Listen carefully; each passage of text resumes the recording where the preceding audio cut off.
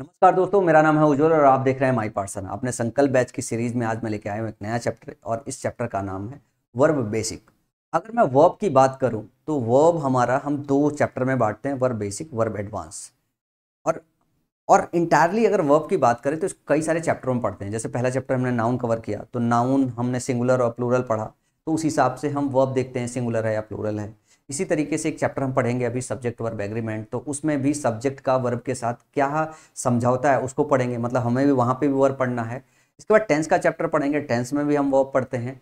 इसके अलावा हम वर्ब बेसिक और वर्ब एडवांस का चैप्टर पढ़ते हैं। तो जब हम बात करें वर्ब बेसिक की तो वर्ब बेसिक में कुछ ऐसे क्रिटिकल पॉइंट हैं जिसको हम कवर करते हैं, और वर्ब एडवांस की बात करें तो वर्ब जब वर्ब ना रह के वो नाउन की तरह काम करना चालू करता है और वो एग्जेक्टिव की तरह काम करना चालू करता है, तो इसको पूरा एक सेपरेट चैप्टर में पढ़ते हैं क्योंकि इसके बड़े सारे एस्पेक्ट्स हैं और इसके बड़े सारे यूज केस हैं। तो इस पूरे वर्ब चैप्टर को दो क्लासेस में कवर करने वाला हूँ। आज की जो क्लास है बेहद ही ज़्यादा इंपॉर्टेंट है। अगर मैं अपने समय की बात करूं, जब मैं 2015-16 में तैयारी कर रहा था, मतलब ये बहुत लंबा समय हो गया है लेकिन चैलेंजेस तो सेम ही रहते हैं। तो उस वक्त मुझे ये दो के दोनों चैप्टर प्रिपेयर करने में तकरीबन 40-50 दिन लगा, उसके बावजूद भी मेरे को समझ में नहीं आया, बहुत परेशानी रही। तो मैं इस बात को समझ सकता हूँ कि हिंदी भाषी बच्चों को कितनी परेशानी होती होगी इन चैप्टर्स को सही से पढ़ने में। एक तो वो वाला वर्ब पढ़ते हैं जो हम नाउन के चैप्टर में पढ़ते हैं, बहुत आसानी से समझ में आ जाता है। जो हम सब्जेक्ट वर्ब एग्रीमेंट के चैप्टर में पढ़ते हैं वो बहुत आसानी से समझ में आ जाता है, और जो हम टेंस के चैप्टर में पढ़ते हैं वो भी बहुत आसानी से समझ में आ जाता है। लेकिन उसके अलावा भी वर्ब से बहुत सारे क्वेश्चन बन जाते हैं, वो हमको समझ में नहीं आता है कि भैया वो वाला पैटर्न कहाँ से आ रहा है, वो कौन सा मास्टर पढ़ा रहा है जहाँ से मिल जाए। तो मैं वाला मास्टर हूँ जो वो वाले सारे क्वेश्चन कवर कर रहा हूँ, जो सारे चैप्टर पढ़ने के बाद वो बेसिक चैप्टर जब हम पढ़ते हैं तो हम वहाँ से कवर करते हैं। स्पेशली वर्ब बेसिक भी आपको बहुत सारे लोग पढ़ाते होंगे, तब भी ये सारे के सारे पैटर्न डिकोड नहीं करते होंगे। जैसा कि मैं इस संकल्प बैच में जो आपको चैप्टर बाई चैप्टर पढ़ा रहा हूं, तो सबसे पहले मैं आपको ये बताता हूं कि एग्जामिनर किन पैटर्न पे, किन डेटा पे, किन चीज़ों पे क्वेश्चन पूछ रहा है। इसी वजह से ये क्लास बहुत ही इंपॉर्टेंट है। अगर वो सब कुछ पढ़ लिया फिर भी क्वेश्चन गलत हो रहे हैं तो आज की क्लास और पढ़ते हुए जाओ, और उसके बाद आप देखोगे कि वर्ब से आने वाले जो क्वेश्चन है वो अब आपसे गलत नहीं होंगे, आपको सब कुछ कवर हो जाएगा। तो चलो बात करते हैं एज यूजुअल हम अपने संकल्प बैच की। संकल्प बैच में हर रोज आप सुनते हो कि आप ये 12 जून से स्टार्ट हुआ है, 31 जुलाई को खत्म होना है। 3 बजे क्लास आती है, कभी कभी थोड़ा लेट हो जाता है, 3:15 पे आपको पीडीएफ मिल जाती है, माई पाठशाला के टेलीग्राम चैनल पे मिलती है। तो आज भी सेम वही बात है। इसके सिवा एज यूजुअल मैं हर रोज बताता हूँ कि मेरी क्लास कहाँ तक कंप्लीट हो गई है। तो हमने noun, pronoun, executive, articles cover कर लिए हैं, पैराजम्बल की 2 क्लासेस कवर कर लिया है, वन वर्ड सब्स्टिट्यूशन 500 कवर करा दिया है मैंने, एक्टिव पैसिव वॉइस पूरा कवर करा दिया संकल्प बैच में, प्रीपोजिशन का एक लेक्चर पूरा कवर करा दिया है। अब ये ग्रामर इस सीक्वेंस में चल रहा है, अब सीक्वेंस में उसको मैं सही से फॉलो करूंगा, ठीक है ना। तो ये सारा कुछ कवर कर लिया है और 31 जुलाई तक जो है वो सब कुछ कवर कर दूंगा। अगर बात करें वर्ब बेसिक की, तो जो आज मैं क्लास कंप्लीट करने वाला हूँ, वैसे अगर फाउंडेशन बैच में आप पढ़ोगे तो तकरीबन 8-10 क्लास लगेगी इसको कवर कराने में। लेकिन सिर्फ एक क्लास में अगर मुझे वर्ब बेसिक कवर कराना है और सारे पैटर्न को सही से आपको बताना है तो बहुत सारी चीज़ों को मुझे छोड़ना पड़ेगा। जैसे सबसे पहले हर बच्चे को पता होना चाहिए वर्ब बेसिक क्या है, ठीक है ना, उसका जीरो क्या है। तो जीरो इस क्लास में पढ़ाया नहीं जा सकता है। तो मैं मान के चल रहा हूँ कि जब हम बात करते हैं कि वर्ब बेसिक क्या है तो वर्ब का जीरो आपको पता होना चाहिए, और नहीं भी पता है तो आप इस क्लास को अच्छी तरीके से देख के जाओ, आपको सब समझ में आ जाएगा। एक्चुअली आपके सारे के सारे क्वेश्चन बन जाएंगे। मैं इस क्लास को स्टार्ट करूँ उसके पहले मैं आपको बताना चाहूँगा कि मेरा मेंस का बैच मैंने अभी अनाउंस कर दिया है, क्योंकि मैं अपने संकल्प बैच के बच्चों को कम फीस में मेंस पढ़ाना चाहता हूं। तो आज उसके कम फीस की आखिरी डेट है 30 जून तक। मैंने बोला था मैं सिर्फ 200 रुपये चार्ज करूंगा। तो जिन बच्चों ने एनरोल नहीं किया, जिनको मेरे साथ आगे मेंस तक कंटिन्यू करना है, वो 200 रुपये दे के अभी मेरे बैच में एनरोल कर ले। 30 तारीख के बाद से जो है, जब तक एग्जाम चलेगा तब तक 499 रुपये की फीस जो है चार्ज करूंगा, और उसके बाद जो मेरी गुरु दक्षिणा है बढ़ के 1499 हो जाएगी, मतलब 1500 रुपये की फीस चार्ज करूंगा पेपर होने के बाद। जब आपका रिजल्ट टीयर 1 का आएगा तब आपको समझ में आ जाएगा कि क्यों मैंने ये सारी जो है छूट दी हुई है। जब आप पेपर में बैठोगे, जब क्वेश्चन आपको सामने मिलेगा, तब समझ में आएगा कि मेरी क्लास की अहमियत क्या है। उसके बाद मैं बात करूं जिन बच्चों को अगले साल की तैयारी करनी है, जिनको जीरो नहीं पता है, जैसे वर्ब बेसिक का जीरो नहीं पता होगा कि वर्ब क्या है, उसका बेरी की वर्ब कितने टाइप का होता है, 3 तरीके का होता है। एक होता है जो हम एक्शन करते हैं, एक होता है जो एक्शन अपने आप हो जाता है, एक होता है जो सब्जेक्ट की अवस्था होती है, हम स्टेट को रिप्रेजेंट करते हैं। तो ये जीरो आज की क्लास में नहीं कवर किया जा सकता, क्योंकि एग्जाम के 30-35 दिन पहले हो। मुझे वो सारे पैटर्न डिकोड करके आपको पढ़ाने में जीरो यहाँ पे नहीं पढ़ा सकता हूँ। तो ये सारी जो जीरो है वो उज्जवल निर्माणा बैच में मैं पढ़ाऊंगा, जिसकी फीस इस वक्त 899 रुपये है आज तक, और इसके बाद जो है ये 1 जुलाई से बढ़ के 1299 हो जाएगी। कल से बैच आपका स्टार्ट होने वाला है। अगर कोई इंक्वायरी करना, आप इस नंबर पे जो है मैसेज कर सकते हो। जब भी इन बैच पे आप इनरोल करें तो आप मेरे को इस नंबर पे स्क्रीनशॉट के साथ, पेमेंट स्क्रीनशॉट के साथ जो है आप मुझे मैसेज भी कर दे साथ में। और इनमें इनरोल करने के लिए ऐप पे आपको जाने की जरूरत नहीं है, नीचे जो है वीडियो के डिस्क्रिप्शन बॉक्स में लिंक दिया होगा दोनों बैचेज का, वहां से जाके आपको एनरोल करना है, क्योंकि ये बैच अभी प्री के बाद चलेगा, तो इसका बैच अभी उस पर बना नहीं है, ये बैच आज बन जाएगा क्योंकि कल से इसकी क्लासेस स्टार्ट होनी है। तो कल के बाद से आप ऐप पे डायरेक्टली एनरोल कर सकते हो। एक्चुअली मैंने इसके डायरेक्ट लिंक इसलिए क्रिएट किया है कि इस पर जीएसटी आपको एक्स्ट्रा ना देना पड़े। तो चलो चलते हैं, बात करते हैं वर्ब बेसिक की। अगर वर्ब बेसिक की बात करें तो टोटल 4 पैटर्न है जो आपको तमीज से अंडरस्टैंड करना है कि जो एग्जामिनर इन पैटर्न पे क्वेश्चन बनाते हैं। तो एक बार इन पैटर्न को अच्छी तरीके से समझ गए तो उसके बाद आपके क्वेश्चन कभी गलत नहीं होंगे। जैसे पहला पैटर्न बनता है जो होता है वर्ब कंफ्यूज्ड विथ वर्ब्स। एक एग्जाम्पल से कहना चाहूंगा आपसे कि जैसे मैंने एक शब्द बोला बियर और दूसरा शब्द लिखा साथ में बियर है, तो दोनों की स्पेलिंग में कोई फर्क नहीं है, पर दोनों की मीनिंग में बहुत बड़ा फर्क है। जैसे एक बियर का मतलब होता है सहन करना, एक बियर का मतलब होता है सहन करना, और दूसरे बियर का मतलब होता है पैदा करना, पैदा करना। तो बहुत सारे बच्चों की जो आंखें हैं ना वो बहुत चक्की से रह जाएगी, सर ये तो हमने नहीं सुना, ये तो नहीं सुना। अगर ये नहीं सुना है तो आपने ये तो सुना होगा बॉर्न, ये V3 फॉर्म होता है बियर का, ये हमने सुना है, I was born to this family, he was born to that family. तो जो बॉर्न होता है एक्चुअली हम पैसिव वॉइस में इस्तेमाल करते हैं, और इन जनरल ज्यादातर जो यूज केस है उसका V3 फॉर्म का होता है। किसी ने पैदा किया, हम ये बात कम बोलते हैं, कोई कहाँ पे पैदा हुआ ये बात हम ज्यादा बोलते हैं, तो मतलब V3 ज्यादा इस्तेमाल होता है। अब अगर मैं बात करूं इन दोनों का जो V2 फॉर्म होता है, इन दोनों का V2 फॉर्म बिल्कुल सेम होता है, बोर। जबकि V3 फॉर्म बोले तो इसका बॉर्न होता है, और इसके बॉर्न की स्पेलिंग में BORNE आता है, एक ई आता है, इसका मतलब होता है सहन करना। एक्चुअली इसकी V3 फॉर्म की जरूरत नहीं पड़ती है, सेंटेंस में बहुत कम जरूरत पड़ती है। हो सकता है कभी इस पे अच्छा क्वेश्चन बना दिया जाए, अभी आज तक क्वेश्चन नहीं बनाया गया, लेकिन इसके सिवा जो है ऐसे 9-10 पेयर्स हैं जिन पे बेस खूब क्वेश्चन बनाए जाते हैं। तो सारे 9-10 पेयर मैंने लिया हुआ है। समझाने के लिए मैं एक और समझा देता हूँ। जैसे फॉल का मतलब होता है ग्रेविटी के अंदर गिरना, और फेल का मतलब होता है किसी चीज को, पेड़ वगैरह को काट के गिराना। ये जो फॉल है और जो फेल है ये दोनों V1 है। क्या है? ये दोनों V1 है। लेकिन अगर फॉल का किसी को, जो फ्री फॉल होता है उसका अगर V2 V3 याद हो तो आपने रटा है बचपन में, फॉल फेल फॉल इन, तो इसका जो V2 है और जो फेल गिराना है उसका V1 दोनों सिमिलर होता है, स्पेलिंग में, प्रोनाउंसिएशन में, सब में सिमिलर होता है, तो बड़ा कंफ्यूजन होता है। तो ये पूरे के पूरे 9-10 पेयर होते हैं जिनको आपको अच्छी तरीके से मेमोराइज करना होता है विथ एग्जाम्पल के साथ। तो आज की क्लास में पैटर्न नंबर 1 यहाँ पे कवर करूंगा मैं पूरा। आज के बाद इनमें किसी में डाउट ही नहीं रह जाएगा, मैं अच्छे से कवर करा दूंगा, और तरीका भी बता दूंगा कि मैंने कैसे याद किया था, आप कैसे इसको याद रख सकते हो। इसके बाद दूसरा जो पैटर्न का क्वेश्चन आपके एग्जाम में बनता है, जो दिखाई नहीं देता है नंगी आंखों से, वो होता है कि आपके जो वर्ब होते हैं वो नाउन के साथ और एडजेक्टिव के साथ कंफ्यूज होते हैं। जैसे मैं एक एग्जांपल देता हूं कि मैंने एक बोला एडवाइस। एडवाइस का मतलब होता है सलाह, और एडवाइस का मतलब सलाह देना भी होता है। मतलब ये नाउन की तरह भी काम करता है और ये वर्ब की तरह काम करता है। तो क्या फर्क है? फर्क है स्पेलिंग का। जब हम वर्ब की तरह इस्तेमाल करते हैं तो इसकी स्पेलिंग में ADVISE आता है, जब हम नाउन की तरह इस्तेमाल करते हैं ADVIC आता है।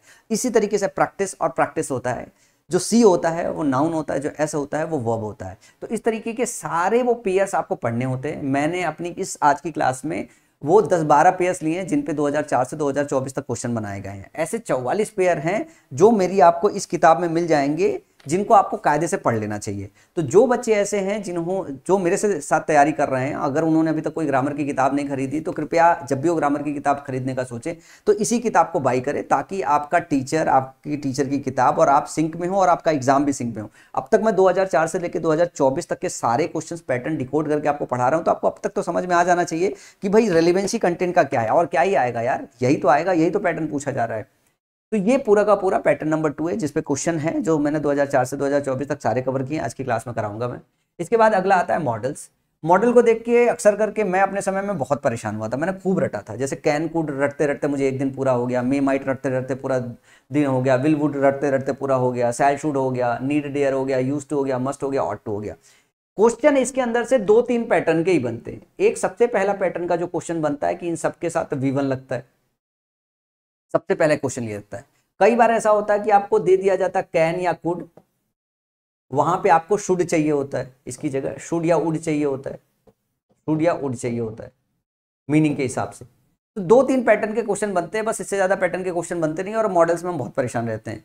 फिर खूब सिखाया जाता है कि कैन कहाँ कहाँ इस्तेमाल होता है, कुड कहाँ कहाँ इस्तेमाल होता है, क्योंकि इनके जो क्वेश्चन है वो अलग जगहों पे पूछे जाते हैं। जैसे शुड सबसे ज्यादा कंडीशनल सेंटेंस में पूछा जाता है, यहाँ नहीं पूछा जाता है। तो यहाँ पे बहुत बेसिक जानकारी रख के भी आप इस पैटर्न को क्लियर कर सकते हैं। अब इसको पढ़ने में आपको तकरीबन 1 हफ्ता लग जाएगा, 8-10 घंटे पढ़ना पड़ेगा आपको। मैं आपको इतना आज पढ़ा दूंगा कि इस पे जो आने वाला क्वेश्चन है वो आधे घंटे में समअप हो जाएगा, 15 मिनट में समअप हो जाएगा, जितने भी पैटर्न के क्वेश्चन आते हैं। तो ये हमारा पैटर्न नंबर 3 है। उसके बाद एक फिक्स पैटर्न है जो मिसलेनियस पैटर्न में आता है। कुछ नाउन ऐसे होते हैं जो अपने साथ फिक्स वर्ब लेते हैं। जैसे मैं बात करूं, जब हम लंच की बात करते हैं तो हम लंच खाते नहीं हैं, हम लंच की जब बात करते हैं मैंने लंच लिया है तो हम बोलते हैं हैव अ लंच। इसी तरीके से हैव अ गुड टाइम बोलते हैं, हैव अ शावर बोलते हैं, हैव अ ड्रीम बोलते हैं, हैव अ कन्वर्सेशन बोलते हैं। इसी तरीके से जब हम एग्जाम देने जाते हैं तो गिव एग्जाम नहीं होता, टेक एन एग्जाम होता है, टेक एन एडवांटेज होता है, टेक एन एक्शन होता है, टेक अ रिस्क होता है, टेक योर टाइम होता है। तो आप योर टाइम के साथ, रिस्क के साथ, एक्शन के साथ, एडवांटेज के साथ, एग्जाम के साथ टेक वर्ब का इस्तेमाल करते हो। इसी तरीके से मेक यूज होता है डिमांड के साथ, जेस्चर के साथ, नॉइज के साथ, प्रॉमिस के साथ, रिक्वेस्ट के साथ, मिस्टेक के साथ। सबसे ज्यादा एग्जाम में क्वेश्चन जो आता है आपके मिस्टेक से आता है, हम बोलते हैं डिड ए मिस्टेक। तो डिड ए मिस्टेक नहीं होता है, मेड ए मिस्टेक होता है। इसी तरीके से जो स्कीम होती है वो लॉन्च की जाती है, हेल्प होती है, रेंडर की जाती है, एजुकेशन होती है वो इम्पार्ट की जाती है, टैक्स होती है वो लेवी। जब टैक्स लगाते हैं ना तो लेवी टैक्स बोलते हैं। तो ये कुछ फिक्स पैटर्न है जो आपको प्रिपेयर करके याद करना पड़ेगा। ये 4 ही पैटर्न है जो वर्ब बेसिक से आपको और कवर करने हैं। अगर इनको आपने कवर कर लिया तो आप यूं मान के चलो कि इसके बाद वर्ब से कभी परेशान नहीं।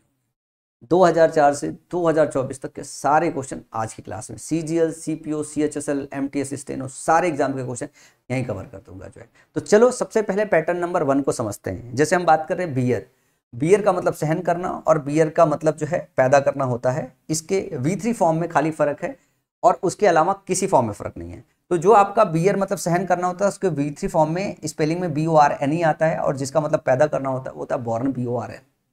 इससे एग्जाम में क्वेश्चन नहीं बने हैं, जो बनते भी हैं कंफ्यूजन वाले नहीं बनते। तो इस पेयर को अगर थोड़ी बात सुन के अगर आपने इग्नोर कर दी तो भी कोई बात नहीं, काम चल जाए आपका।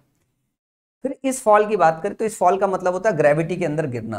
ध्यान से इसको नोट करना चाहो नोट कर लो, ग्रेविटी के अंदर गिरना, free fall under gravity, under gravity. अब इसके अगर V2 की बात करूं तो ये होता है फॉल, फेल और फॉलन। इस फेल का मतलब होता है गिराना, गिराना, पेड़ गिरा रहे हो, कुछ और गिरा रहे हो, तो फेल का मतलब गिरना नहीं होता, गिराना होता है। और इसका जो V2 और V3 फॉर्म होता है इसमें ईडी जोड़ते हैं। ईडी जोड़ के हम क्या लिखते हैं, फेल्ड और फेल्ड। ठीक है।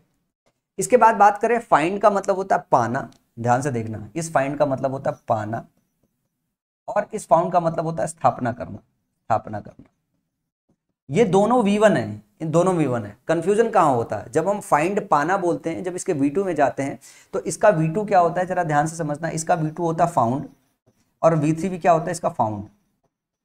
लेकिन जब इसके V3 फॉर्म में जाते हैं तो इसमें सिर्फ हम क्या जोड़ते हैं, हम ईडी जोड़ते हैं, फाउंडेड, फाउंडेड, जिसका मतलब होता है स्थापना करना। समवन फाउंडेड दिस कॉलेज, किसी ने इस कॉलेज की स्थापना की थी, वहां पे पाने वाली बात नहीं आती है। इसी तरीके से ग्राइंड का मतलब होता है पीसना, और इस ग्राउंड का मतलब होता है जमीन पर गिराना, जमीन पर गिराना, जमीन पर लाना, जमीन पर लाना या जमीन पर गिराना। इस ग्राइंड का जो V2 होता है वो होता है ग्राउंड और V3 भी होता है ग्राउंड इसका।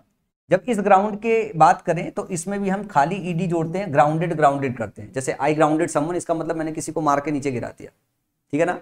और मान लो कोई चीज जैसे आटा वगैरह पीसा जाता है तो ग्राइंड किया जाता है उसे, ठीक है ना।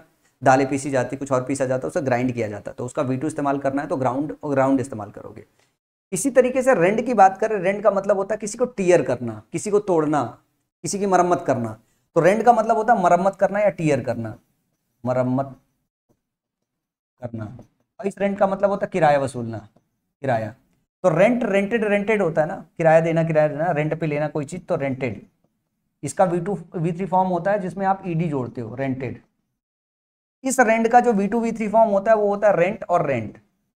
कंफ्यूजन तो होगा ना। इसी तरीके से बात करें जो सी होता है, सी का मतलब होता है देखना, सी का मतलब होता है देखना, और शॉ का मतलब होता है काटना, शॉ का मतलब होता है काटना। जब हम इसके V2 V3 की फॉर्म बात करें तो इसमें हम ईडी जोड़ते हैं, सॉड, शॉट, इसका मतलब होता है काटना। लेकिन जब हम सी का देखने वाली बात करें तो हम बचपन से रट्टा हुआ मारते हुए चले आ रहे हैं, सी सॉ शीन होता है, जिसका मतलब होता है देखना।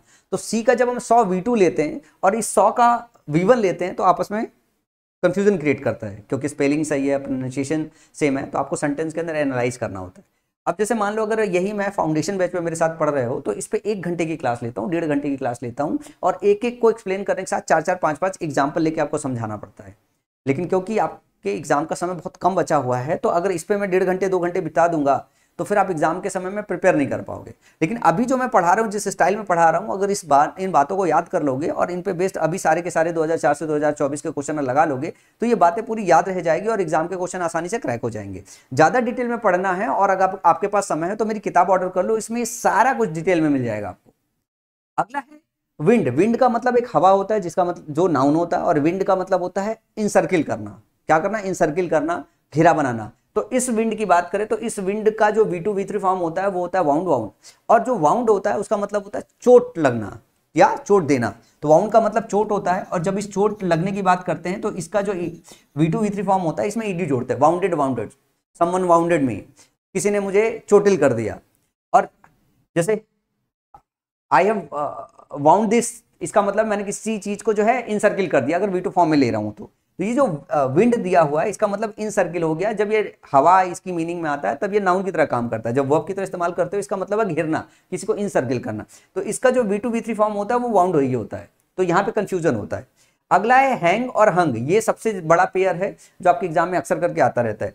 हंग होता है रस्सी से लटकाना या गर्दन से लटकाना, ठीक है ना, जब आदमी के मरने की बात करें। और ये हंग जो होता है HUNG, इसका मतलब होता है दीवार से टांगना। तो अक्सर करके क्वेश्चन आता है, तो क्वेश्चन में आपको बस ये देखना है कि आप दीवार से किसी चीज को, जैसे लैंप दीवार से टांग रहे हो, पोस्टर दीवार में टांग रहे हो, फ्रेम दीवार में टांग रहे हो, तो हंग HUNG इस्तेमाल किया जाता है। और हैंग इस्तेमाल किया जाता है जब आप रस्सी से लटका के किसी का गर्दन तोड़ देते हो, समवन हैंग टू डेथ होता है ना। तो इसका जो V2 फॉर्म होता है इसमें भी ईडी जोड़ा जाता है, इसमें भी ईडी जोड़ा जाता है। और इन सबसे ज्यादा आपके एग्जाम में क्वेश्चन आता है लास्ट पेयर, लाई लाई ले, जो लिखा है। एक लाई का मतलब होता है झूठ, LIE, और इस लाई को हम अगर V2 V3 फॉर्म की बात करें तो लाइड लाइड होता है, एक तो हमें परमानेंट याद रह जाता है। अब एक अगला जो पेयर है वो है लाई और ले। अब इसको थोड़ा सा और अच्छे से समझ लीजिए, मैं अलग से पेज में समझा देता हूं। इससे क्वेश्चन करीब 8-10 बार आ चुके हैं। एक लाई हो गया, एक ले हो गया, एक लाई और हो गया जिसका मतलब होता है झूठ। इसका V2 V3 फॉर्म आप ईडी लगा के डालते हो। ये जो लाई होता है ये होता है आपका इंट्रांजिटिव वर्ब। क्या होता है? ये होता है इंट्रांजिटिव वर्ब, इंट्रांजिटिव वर्ब। और ये जो ले होता है ये होता है ट्रांजिटिव वर्ब। इस बात का क्या मतलब है? इसका मतलब ये होता है कि इसके बाद डायरेक्ट ऑब्जेक्ट नहीं चाहिए आपको, ठीक है ना। इसके बाद आपको डायरेक्ट ऑब्जेक्ट नहीं चाहिए, इसके बाद आपको डायरेक्ट ऑब्जेक्ट चाहिए। ट्रांजिटिव वर्ब क्या होते हैं? ट्रांजिटिव वर्ब वो वर्ब होते हैं जो अपने वर्ब का एक्शन ट्रांसफर करते हैं। और वर्ब का एक्शन ट्रांसफर किस पे होता है? वर्ब का एक्शन ट्रांसफर होता है ऑब्जेक्ट पे। तो अगर ट्रांजिटिव वर्ब है तो आपको क्या चाहिए? आपको डायरेक्ट ऑब्जेक्ट चाहिए। और डायरेक्ट ऑब्जेक्ट कैसे पहचानते हो? व्हाट का जो जवाब आपको मिलता है, व्हाट का जो जवाब मिलता है वो आपका क्या होता है? वो होता है डायरेक्ट ऑब्जेक्ट। अब हिंदी में इस बात को समझ लो, इसका मतलब होता है लेटना या तिरछा, स्लैंट करना, तिरछा करना। इस ले का मतलब होता है पुट डाउन करना, नीचे रखना, नीचे रखना किसी चीज को, नीचे रखना। अगर हिंदी में समझना चाहते हो मतलब किसी चीज को वर्टिकली नीचे ले जा रहे हो, और इसमें क्या है हॉरिजॉन्टली किसी चीज को नीचे ले चला है। जैसे बिस्तर पे आप लेटते हो तो हॉरिजॉन्टली जाते हो, और जब आप बैग रखते हो तो वर्टिकली नीचे रखते हो। जब किसी को पुट डाउन करते हो, नीचे रखते हो, तो ले वर्ब का इस्तेमाल करते हैं। और जब किसी को हॉरिजॉन्टली रखते हो, तिरछा करते हो, किसी चीज को लेटते हो, तो लाई शब्द का इस्तेमाल करते हैं। अब कंफ्यूजन कहां पे आता है? ये तो पूछ लो सर कि कंफ्यूजन कहां पे आता है, इतनी सारी बातें तो कर लिए। ये जो लाई होता है ना, इसका जो V2 फॉर्म होता है ये होता है ले। अब देखो ये ले और ये ले तो कॉमन हो गया। इसका V3 फॉर्म जो होता है वो होता है लेन। इस ले की बात करें, इसका V2 फॉर्म होता है लेड और V3 फॉर्म होता है लेड। तो कंफ्यूजन तो होगा ना, कंफ्यूजन तो होगा ना। ये चीज बस आपको याद रखना है कि ये जो लाई होता है, आप सेंटेंस जो एग्जाम में जो क्वेश्चन आते हैं, जो एरर आते हैं, उनको कैसे पहचानोगे? सबसे पहले आप सेंटेंस को एनालाइज करो। क्या करो? सेंटेंस को एनालाइज करो। उसमें क्या देखना है? आप कैसे सॉल्व कर रहे हो। दो तरीके से सॉल्व किया जा सकता है, एक है मीनिंग के हिसाब से, दूसरा है वर्ब के हिसाब से। आप क्या देखोगे? अगर ट्रांजिटिव इन ट्रांजिटिव वर्ब का हिसाब किताब देखना है तो आप सबसे पहले देखोगे कि ऑब्जेक्ट, डायरेक्ट ऑब्जेक्ट है या डायरेक्ट ऑब्जेक्ट नहीं है। अगर डायरेक्ट ऑब्जेक्ट है, दिया हुआ है, इसका मतलब आपको ले चाहिए। अगर डायरेक्ट ऑब्जेक्ट नहीं दिया हुआ, इसका मतलब है लाई चाहिए। अगर मीनिंग के हिसाब से जा रहे हो, अगर लेटने का सेंस आ रहा है तो आपको लाई चाहिए, रखने का सेंस आ रहा है तो आपको ले चाहिए। अब उसके बाद सेंटेंस में इसके अलावा जो है एक और बात नोटिस करनी होती है। पहली बात चेक करना है, दूसरी बात चेक करना, और तीसरी बार क्या चेक करना, तीसरी बार आपको चेक करना होता है कि V1 चाहिए या V2 चाहिए, V1 चाहिए या V2 चाहिए। ये सब कुछ आपको चेक करना होता है, तब जाके आप क्वेश्चन को करेक्ट कर पाओगे। इतनी चीजें हैं इस वाले केस में, आपको ध्यान रखना होता है। अब अगर मैं बात करूं एग्जाम के क्वेश्चंस की, सारे पेयर कवर कर लिया, अब एग्जाम के क्वेश्चन पे सीधे सीधे चलते हैं। एक वर्ब और होता है राइज और रेज, एक होता है राइज और एक होता है रेज। जब ये राइज का इस्तेमाल करते हो, इसका मतलब होता है आप अमाउंट इंक्रीज करते हो, राइज करते हो आप, अमाउंट इंक्रीज करते हो। जब ये रेज इस्तेमाल किया जाता है, आप लेवल में ऊपर करने की बात करते हो, ऊपर करने की बात करते हो।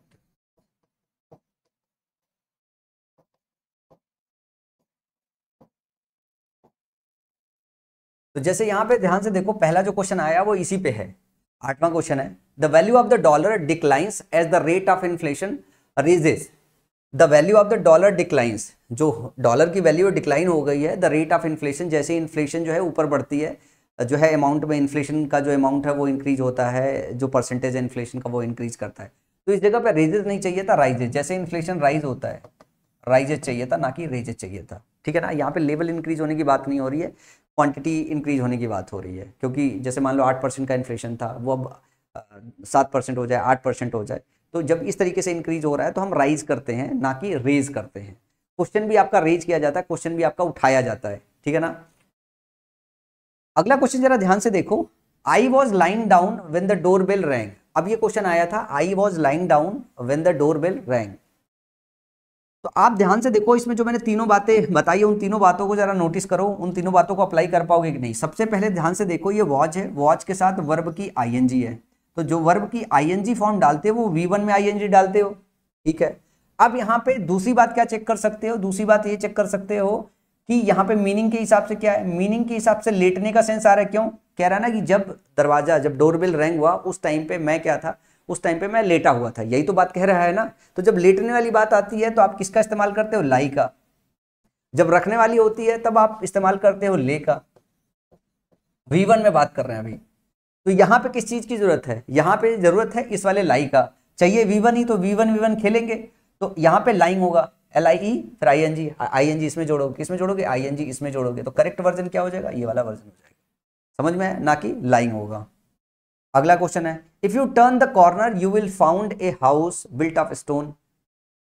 If U turn the corner, जैसे तुम कॉर्नर टर्न्स करोगे, ठीक है ना, you will found a house, तुम पाओगे एक घर पत्थर से बना हुआ। अब यहां पे जब हम पत्थर से बना हुआ घर पाओगे, तो फाइंड जो होता है, जो फाइंड होता है इसका मतलब होता है पाना, और जो फाउंड होता है इसका मतलब होता है स्थापना करना। और ये दोनों कैसे हैं, दोनों V1 फॉर्म है। जो हम ये डिस्कस कर रहे हैं, चर्चा कर रहे हैं, दोनों कैसे हैं, दोनों V1 फॉर्म है। अब अगर मैं यहां कहूं कि यहां सबसे पहले देखो चाहिए क्या, V1 चाहिए या V2। V1 चाहिए तो हम इस हिसाब से इस्तेमाल करेंगे, V2 चाहिए तो इसके V2 की बात करेंगे। तो विल और शैल अपने साथ क्या लेता है, विल और शैल अपने साथ V1 लेता है। यहाँ क्या चाहिए, यहाँ V1। मीनिंग क्या है, मीनिंग है पाने का, स्थापना करने का नहीं है। तो फाउंड गलत हो गया, क्योंकि V1 फाइंड का मतलब पाना होता है। तो यहाँ पे सही क्या हो जाएगा, यहाँ पे सही फाइंड हो जाएगा। समझ में है, ये SSC CGL का क्वेश्चन है। इसके पहले वाला SSC CGL टीयर 2 का क्वेश्चन था। इसके बाद बात करें अगला question, the doctor advised mister Murugan that because of his severe cramps he should lay in the bed for a few days. यहाँ फिर से बिस्तर में लेटे रहने की बात हो रही है। अगर बिस्तर में लेटे रहने की बात हो रही है तो सबसे पहली बात ये समझो कि यहाँ पे आपको लाई चाहिए V1 फॉर्म में, है ना। इसका मतलब है लेटना। फिर मैंने क्या कहा था, ये क्या होता है, इंट्रांजिटिव वर्ब। इंट्रांजिटिव वर्ब होता है, इंट्रांजिटिव वर्ब होता है मतलब डायरेक्ट ऑब्जेक्ट ना हो। तो ले के बाद आप देखो, ले के बाद प्रीपोजिशन आ गया, प्रीपोजिशनल ऑब्जेक्ट आ गया। मैंने डायरेक्ट ऑब्जेक्ट की बात की है। ऑब्जेक्ट जो है 3 तरीके का होता है, डायरेक्ट ऑब्जेक्ट, इनडायरेक्ट ऑब्जेक्ट और प्रीपोजिशनल ऑब्जेक्ट। तो प्रीपोजिशन के बाद जो लगा वो ऑब्जेक्ट होता है, वो प्रीपोजिशन का ऑब्जेक्ट होता है। वर्ब का ऑब्जेक्ट आपको डायरेक्ट ऑब्जेक्ट लेना है, तो व्हाट का रिप्लाई ढूंढना है, और हुम का जो रिप्लाई होता है वो आपका इनडायरेक्ट ऑब्जेक्ट होता है। तो अगर मैं बात करूं यहाँ पे आपका डायरेक्ट ऑब्जेक्ट दिया नहीं, तो इंट्रांजिटिव वर्ब चाहिए। इंट्रांजिटिव वर्ब चाहिए तो आप वापस आओ कि लाई लोगे या इस्तेमाल करोगे ले लोगे। चाहिए क्या V1, क्यों? क्योंकि मॉडल है। शुड अपने साथ क्या लेता? V1, और V1 में अगर मैं बात करूं लेटने की या इंट्रांजिटिव वर्ब की तो लाई सही होगा। तो यहां पे ले की जगह क्या होना चाहिए? यहां पे लाई होगा।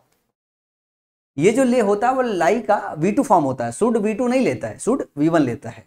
यहां पे भी अगर आप चेक करना चाहो इस क्वेश्चन में तो यहां पे ध्यान से देखो, आई वॉज लाइन डाउन, मैं नीचे लेटा हुआ था, व्हाट का रिप्लाई है ही नहीं, यहाँ पे कोई डायरेक्ट ऑब्जेक्ट नहीं है, इस वजह से यहाँ पे भी आपको क्या चाहिए? यहाँ पे भी आपको इंट्रांजिटिव वर्ब चाहिए जो कि लाई है।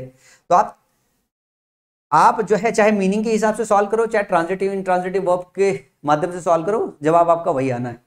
अगला है the servant hang the lamp on the wall. जो सर्वेंट है वो दीवार पे टांग रहा है, तो दीवार पे टांगने के लिए HUNG इस्तेमाल करते हैं, HANG इस्तेमाल नहीं करते। तो हैंग्ड इस्तेमाल नहीं होगा, हंग इस्तेमाल होगा। तो जो सर्वेंट है hung the lamp on the wall होगा। अगला है 25, after rising the flag to inaugurate the sports meet the chairman gave a long speech. ये एक चीज है जो और आपको सीखना है। देखो जब आप फ्लैग होता है, फ्लैग को राइज नहीं करते हो, उसको होस्ट करते हो, HOIST। तो यहाँ पे क्या हो जाएगा? होस्टिंग हो जाएगा। तो फ्लैग को राइज नहीं किया जाता, होस्ट किया जाता है। तो after hosting the flag to inaugurate the sports meet the chairman gave a long speech. तो आप याद रख लो कि फ्लैग को राइज नहीं किया जाता, फ्लैग को होस्ट किया जाता है, ठीक है ना। The river has overflown its bank. जो रिवर है वो अपने बैंक को ओवरफ्लो कर गया है ऐसा कह रहा है, लेकिन यहाँ पे ध्यान से देखो हैज के साथ ओवरफ्लोन V3 फॉर्म का इस्तेमाल किया गया है।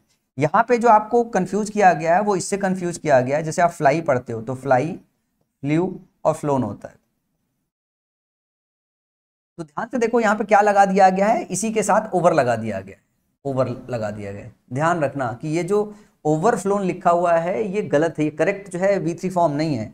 ओवरफ्लो, ओवर जो फ्लो होता है, जो जरूरत से ज्यादा हो गया तो ऊपर से बहना चालू होता है तो वो ओवरफ्लो होता है। ये V1 फॉर्म होता है, इसका V3 फॉर्म ED लगा के बनाया जाता है। तो करेक्ट जो वर्जन होगा यहाँ पे होगा ओवरफ्लोड, ओवरफ्लोड। समझ में आया? जब आप वर्ब पढ़ रहे होते हो V1 V2 V3 फॉर्म पढ़ते हो तो कुछ क्वेश्चन आपके बनाए जाते हैं ऐसे वर्ब से जिनके तीनों फॉर्म सेम रहते हैं। जैसे कास्ट एक ऐसा शब्द है जो अपने आप में पूरी तरीके से सेम है, V1 इस्तेमाल करो, V2 इस्तेमाल करो, V3 इस्तेमाल करो। इसके साथ ब्रॉडकास्ट लगाया जाता है, ठीक है ना, टेलीकास्ट लगाया जाता है। तो आपको ये देखना है कि अगर ये अकेले में हो या सफिक्स के फॉर्म में जुड़ा हो, इसके तीनों फॉर्म सेम होते हैं। कास्ट का कास्टेड, कास्टेड नहीं लिखते हैं, ठीक है ना।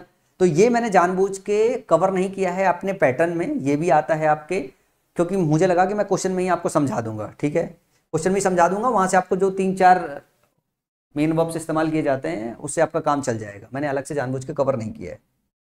इसके बाद बात करते हैं पैटर्न नंबर 2 की, लेकिन पैटर्न नंबर 2 के लिए कुछ वर्ब्स है जिनको आपको ध्यान से याद करना है, ध्यान से मेमोराइज करना है। 44 पूरे पेयर्स हैं जो मेरी किताब में आपको मिल जाएंगे। वैसे मैं इसके साथ में वो 44 पेयर भी आपको भेज दूंगा, मतलब इसमें ऐड करके आपको भेज दूंगा ताकि आप उसे रिवीजन में लेना चाहो, पढ़ना चाहो, अगर पढ़ पाओ तो पढ़ लो। मैंने स्पेशली उन सारे को कवर कर लिया है जो आपके 2004 से 2024 तक एग्जाम में आपके कवर किए गए हैं। जिनको नहीं कवर किया गया है वो आप मेरी बुक से पढ़ सकते हो, या फिर इसके साथ में उसको अटैच करके दे दूंगा, वो भी पढ़ सकते हो। तो हम बात करते हैं सबसे पहला पेयर, जैसे हम बोलते हैं कॉम्प्लीमेंट करना। तो एक कॉम्प्लीमेंट का मतलब होता है पूरक, ठीक है ना, और एक कॉम्प्लीमेंट का होता है प्रशंसा करना। जैसे आई एम कॉम्प्लीमेंटिंग समवन, तो अगर मैं किसी की प्रशंसा कर रहा हूँ तो हम जो स्पेलिंग लगाएंगे वो कॉम्प्लीमेंट में आई डालेंगे। जब he is complement to someone, वो किसी का पूरक है, ठीक है ना। Husband is complement to wife, तो हस्बैंड जो है वाइफ की पूरक है, या हस्बैंड वाइफ का पूरक है। तो अगर हम किसी चीज़ को जो है पूरक की बात करते हैं कि वो किसी चीज़ को पूर्ण करता है या संपूर्ण करता है, जैसे आपको पता है 30 और 60 क्या है, एक दूसरे के क्या है, कॉम्प्लीमेंट है, कहते हैं ना। तो ये वाला कॉम्प्लीमेंट वहाँ पे इस्तेमाल होता है क्योंकि दोनों का सम कितना बनता है, 90 डिग्री। तो जब दो का सम 90 डिग्री बनता है तो उसको कॉम्प्लीमेंट बोलते हैं। तो यहाँ पे आप ध्यान रखना कि इसकी स्पेलिंग में क्या आता है, कॉम्प्लीमेंट आता है। इस कॉम्प्लीमेंट का मतलब होता है पूरक, और इसका क्या मतलब होता है, इसका मतलब होता है प्रशंसा करना, प्रशंसा करना। तो सेंटेंस में आपको मीनिंग समझना पड़ेगा, सेंटेंस में आपको मीनिंग समझना पड़ेगा किस मीनिंग में इस्तेमाल हुआ। अब इनको अलग से लिख के आपको एक बार 2 बार पढ़ना पड़ेगा और इनकी स्पेलिंग का खास करके ध्यान रखना पड़ेगा। अदरवाइज क्या है ना कि इसको भी कॉम्प्लीमेंट पढ़ते हैं, इसको भी कॉम्प्लीमेंट पढ़ते हैं। जब एग्जाम में बैठोगे तो इतना प्रेशर रहता है कि आप सेंटेंस पढ़ोगे, रिदम यूं ही फट से बनेगा और निकल जाओगे, फोकस ही नहीं जाएगा, नंगी आंखों से दिखेगा नहीं कि यहाँ एरर रखा भी जाता है। जब तक आपको मास्टर क्लास में ना बताए कि इस पैटर्न का क्वेश्चन बनता है, अगर एक बार शिक्षक ने यह बता दिया कि इस पैटर्न का क्वेश्चन बनता है तो आपको समझ में आ जाता है भैया क्वेश्चन बनता है, और फिर आप वो देख पाते हो। अगला है एक सबसे ज्यादा जो पूछा जाता है, ये तकरीबन 6-7-8 बार पूछा जा चुका है, इफेक्ट और अफेक्ट। अगर मैं इफेक्ट की बात करूं, इसका मतलब होता है प्रभाव, और अफेक्ट का मतलब बात करूं तो इसका मतलब होता है प्रभाव डालना, प्रभाव डालना। अब हिंदी में इसको याद करोगे, इसको हिंदी में याद करोगे तो बात बनेगी, इसको हिंदी में याद करोगे तो क्या होगा, इसको हिंदी में याद करोगे तो परेशान हो जाओगे। इसको ऐसे याद करो, ये क्या है, ये नाउन है, और इसको याद करो ऐसे, ये वर्ब है। तो जहां वर्ब चाहिए ए वाली स्पेलिंग इस्तेमाल करोगे, जहां नाउन चाहिए वहां ई वाली स्पेलिंग इस्तेमाल करोगे। प्रभाव डालो या प्रभाव पड़े, तो प्रभाव के सेंस में आता है तो इफेक्ट इस्तेमाल करते हैं, प्रभाव डालने मतलब वर्ब की जगह चाहिए होता है तो इफेक्ट लिखते हैं। तो ई नाउन होता है, ए वर्ब होता है। अगली बात करते हैं, जैसे राइज और हॉर्स लिखा हुआ है, चलो कवर कर दिया। राइज मतलब फ्लैग जो होती है वो राइज नहीं की जाती है, राइज का मतलब चढ़ना, अभी मैंने बताया आपको। रेज का मतलब जो है लेवल में ऊपर होना, रेज का मतलब क्वेश्चन रेज करना, हॉर्स का मतलब स्पेशली फ्लैग के लिए हॉर्स का इस्तेमाल करते हैं। फिर मैं बात करता हूँ सेंसर, और सेंसर ये भी एग्जाम में बहुत आता है। जैसे पिक्चरें जो होती है वो आपकी सेंसर की जाती है। सेंसर का मतलब होता है काटना छांटना, काटना या छांटना, और हिंदी मीनिंग में इसको याद रखो, काटना छांटना हिंदी मीनिंग में, तब जाके आप क्वेश्चन पकड़ पाओगे। इस सेंसर का मतलब होता है निंदा करना, निंदा करना, क्रिटिसिज्म करना, निंदा करना। अब आपको याद रहेगा, दोनों की स्पेलिंग याद रखना। CENSOR, जो SOR होता है उसका मतलब होता है काटना छांटना। जो फिल्में होती है वो सेंसर की जाती है, और इस सेंसर का मतलब होता है आप क्रिटिसाइज करते हो, ठीक है ना। अगला जो आता है एक और बहुत कॉमन है जो आता है, एक होता है प्रैक्टिस और प्रैक्टिस, दूसरा है एडवाइस और एडवाइस। तो इसको कैसे याद रखोगे, इसको याद रखोगे, सी वाला जो होता है वो नाउन होता है स्पेलिंग में, और जो एस वाला होता है वो वर्ब होता है। प्रैक्टिस का मतलब सभी को पता है क्या है, एडवाइस का मतलब भी सलाह होता है, सभी को पता है क्या है। लेकिन एक प्रैक्टिस में सी आता है, एक प्रैक्टिस की स्पेलिंग में ऐसा आता है। तो जो एस वाला होता है ये वर्ब होता है, और ये क्या होता है, ये नाउन होता है। इसी तरीके से जो एस वाला है ये वर्ब है, और ये जो होता है वो नाउन। तो सी नाउन होता है, एस वर्ब होता है, ये आपको याद रखना पड़ेगा, तब इनके क्वेश्चन आप आसानी से कर पाओगे। इसके बाद बात करें लूज, LOOSE, लूज का मतलब होता है ढीला, लॉस का मतलब होता है हानि, इस लॉस का मतलब होता है हानि। तो कई बार क्या होता है, ये दोनों इंटरचेंज करके इस्तेमाल कर लिए जाते हैं एग्जाम में, तो ध्यान रखना है कि जब हमें हानि चाहिए तो हमें लॉस इस्तेमाल करना, लूज इस्तेमाल करना ढीले के लिए। फिर उसके बाद बात करते हैं रिटर्न और रिकवर। रिटर्न का मतलब लौटना होता है, और रिकवर का मतलब पुरानी अवस्था से रिकवर होते हो आप, मतलब आपकी हालत खराब हो गई तो उससे रिकवर हो रहे होते, उस मीनिंग में हम रिटर्न इस्तेमाल नहीं करते, और एग्जाम में क्वेश्चन बना हुआ है इसका। अगला है सिंक, श्रिंक और ड्रोन। जो श्रिंक होता है उसका मतलब भी पानी में डूबना होता है, ड्रोन का मतलब होता है वो भी पानी में डूबता है। तो जो श्रिंक होता है वो नॉन लिविंग थिंग, जब नॉन लिविंग थिंग डूबती है तो श्रिंक बोलते हैं। जब लिविंग बीइंग, जैसे हम डूब जाए तो हम ड्रोन होते हैं, हम श्रिंक नहीं होते हैं। जहाज डूब जाए तो जहाज सिंक होती है, ठीक है। इसकी स्पेलिंग में श्रिंक और सिंक में कहीं कंफ्यूज तो नहीं हो रहा हूं मैं, मेरे को थोड़ा डाउट हो रहा है, जरा एक सेकंड देना मेरे को। श्रिंक, श्रिंक मतलब सिकुड़ना होता है, सिंक मतलब डूबना होता है, जो मेरे को ध्यान में आ रहा है यार। अगर मैं सही हूं तो मेरे को पक्का समझ में आ रहा है। हाँ यार, कंफ्यूज हो रहा था, देखो मास्टर भी कभी बार कंफ्यूज होता है, श्रिंक लिखा हुआ। ये श्रिंक का मतलब सिकुड़ना होता है, सिंक और ड्रोन होता है। इसको जरा अपन करेक्ट करते हैं 1 मिनट के लिए, इसको 1 मिनट के लिए करेक्ट करते हैं, रुके रहिएगा भैया लोग, जाइएगा मत। गलती हो गई, गलती हो गई, गलती हो गई। स्पेलिंग, श्रिंक का मतलब होता है सिकुड़ना, सिंक का मतलब होता है डूबना, सिंकिंग और श्रिंकिंग। सिंक जो होती है वो नॉन लिविंग जो चीज होती है उसके डूबने को बोलते हैं, और जो ड्रोन होता है वो लिविंग जो चीज होती है, जैसे ह्यूमन होते हैं, हम लोग होते हैं, हम डूब रहे हैं नदी में, पानी में, तो हम ड्रोन होते हैं। जो जहाज होती है वो सिंक होती है। फिर उसके बाद एक और आता है, जैसे इंश्योर आता है, ठीक है ना, आई के साथ आता है। इंश्योर आता है जो ई के साथ आता है, और एज्योर आता है जो अलग से ही होता है। इसकी स्पेलिंग करेक्ट करना है, टाइपो एरर हो गई, ASSURE, एज्योर। अब इसको आपको ध्यान रखना है, इसका मतलब होता है तसल्ली देना।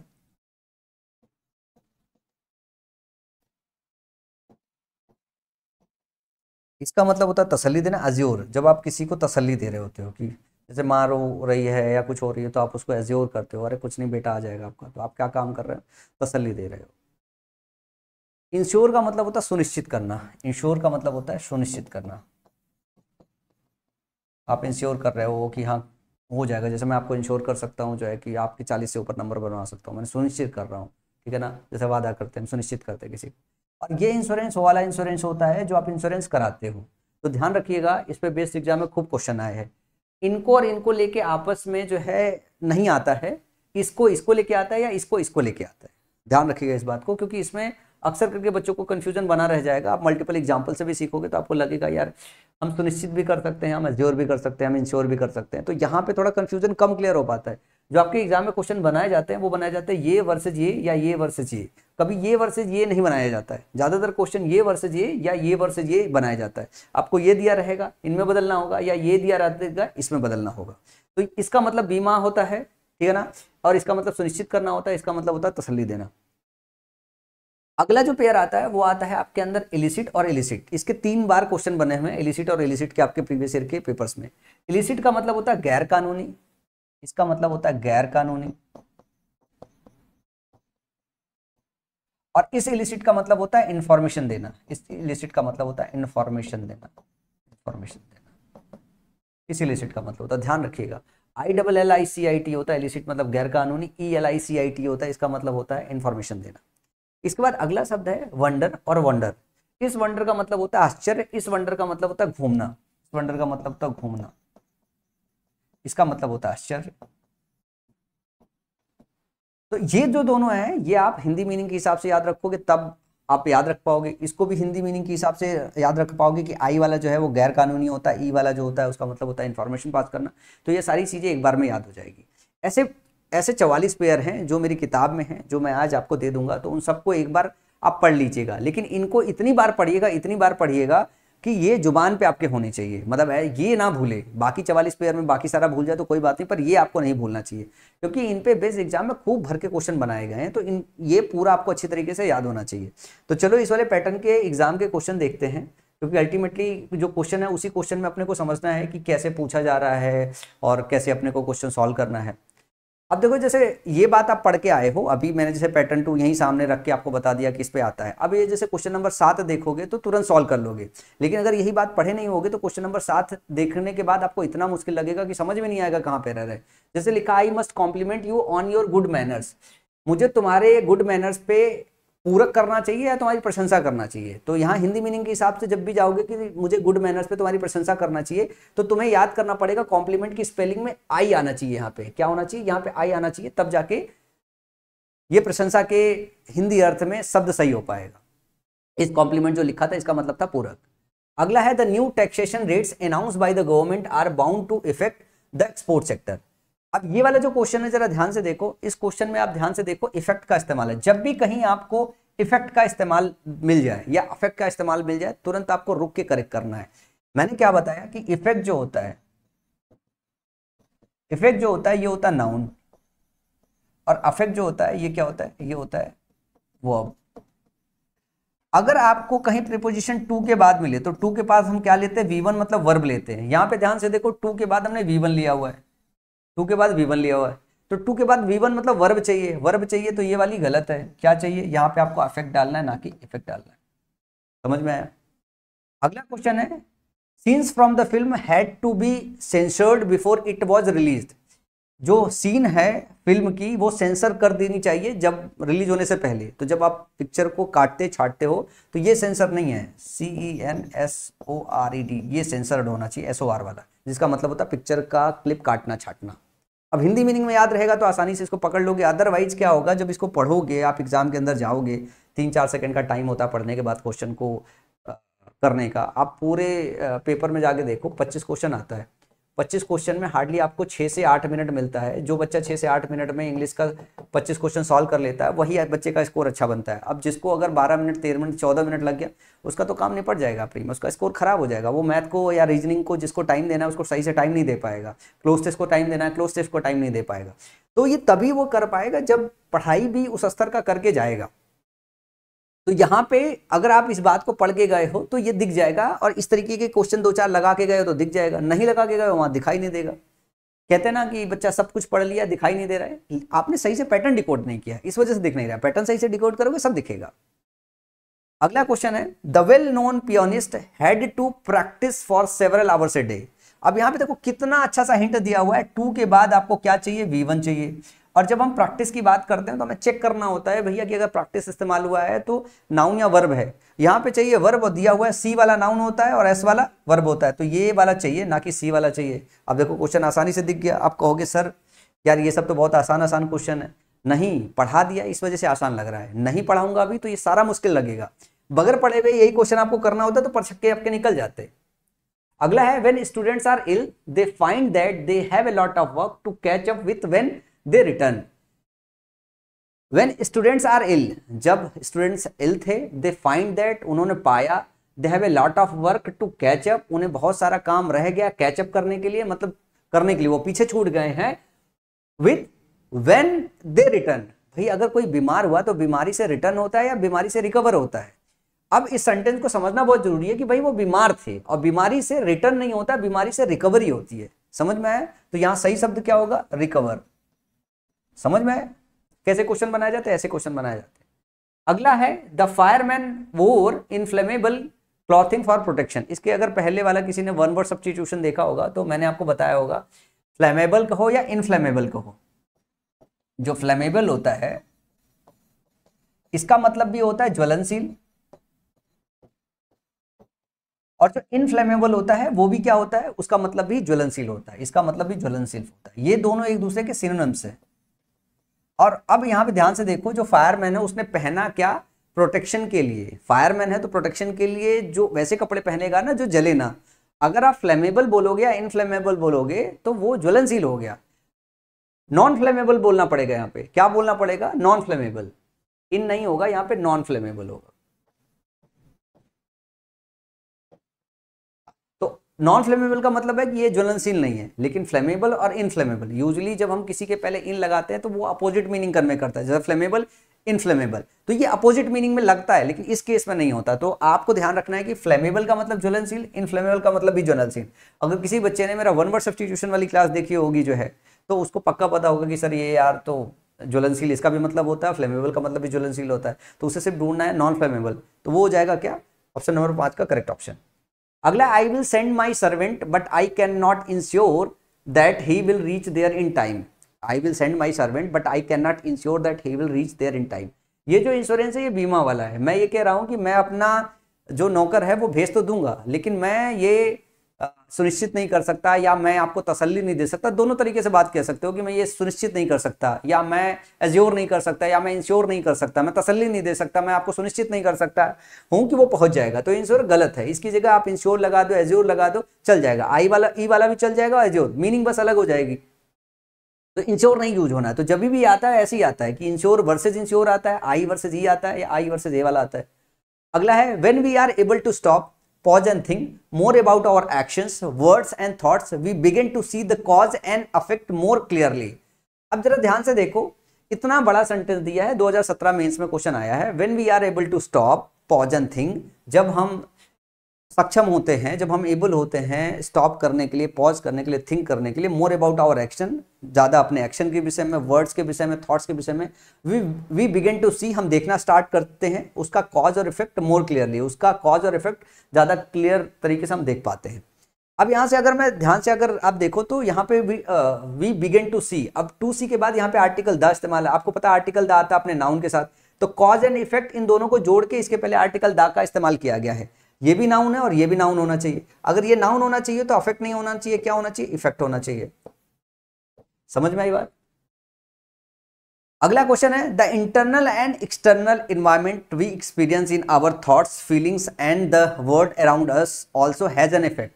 अब यहां पे आपको सोचने की जरूरत है क्या?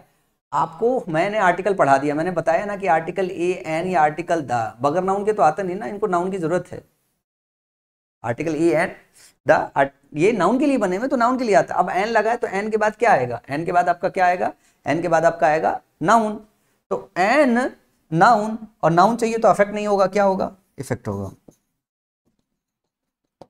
समझ में?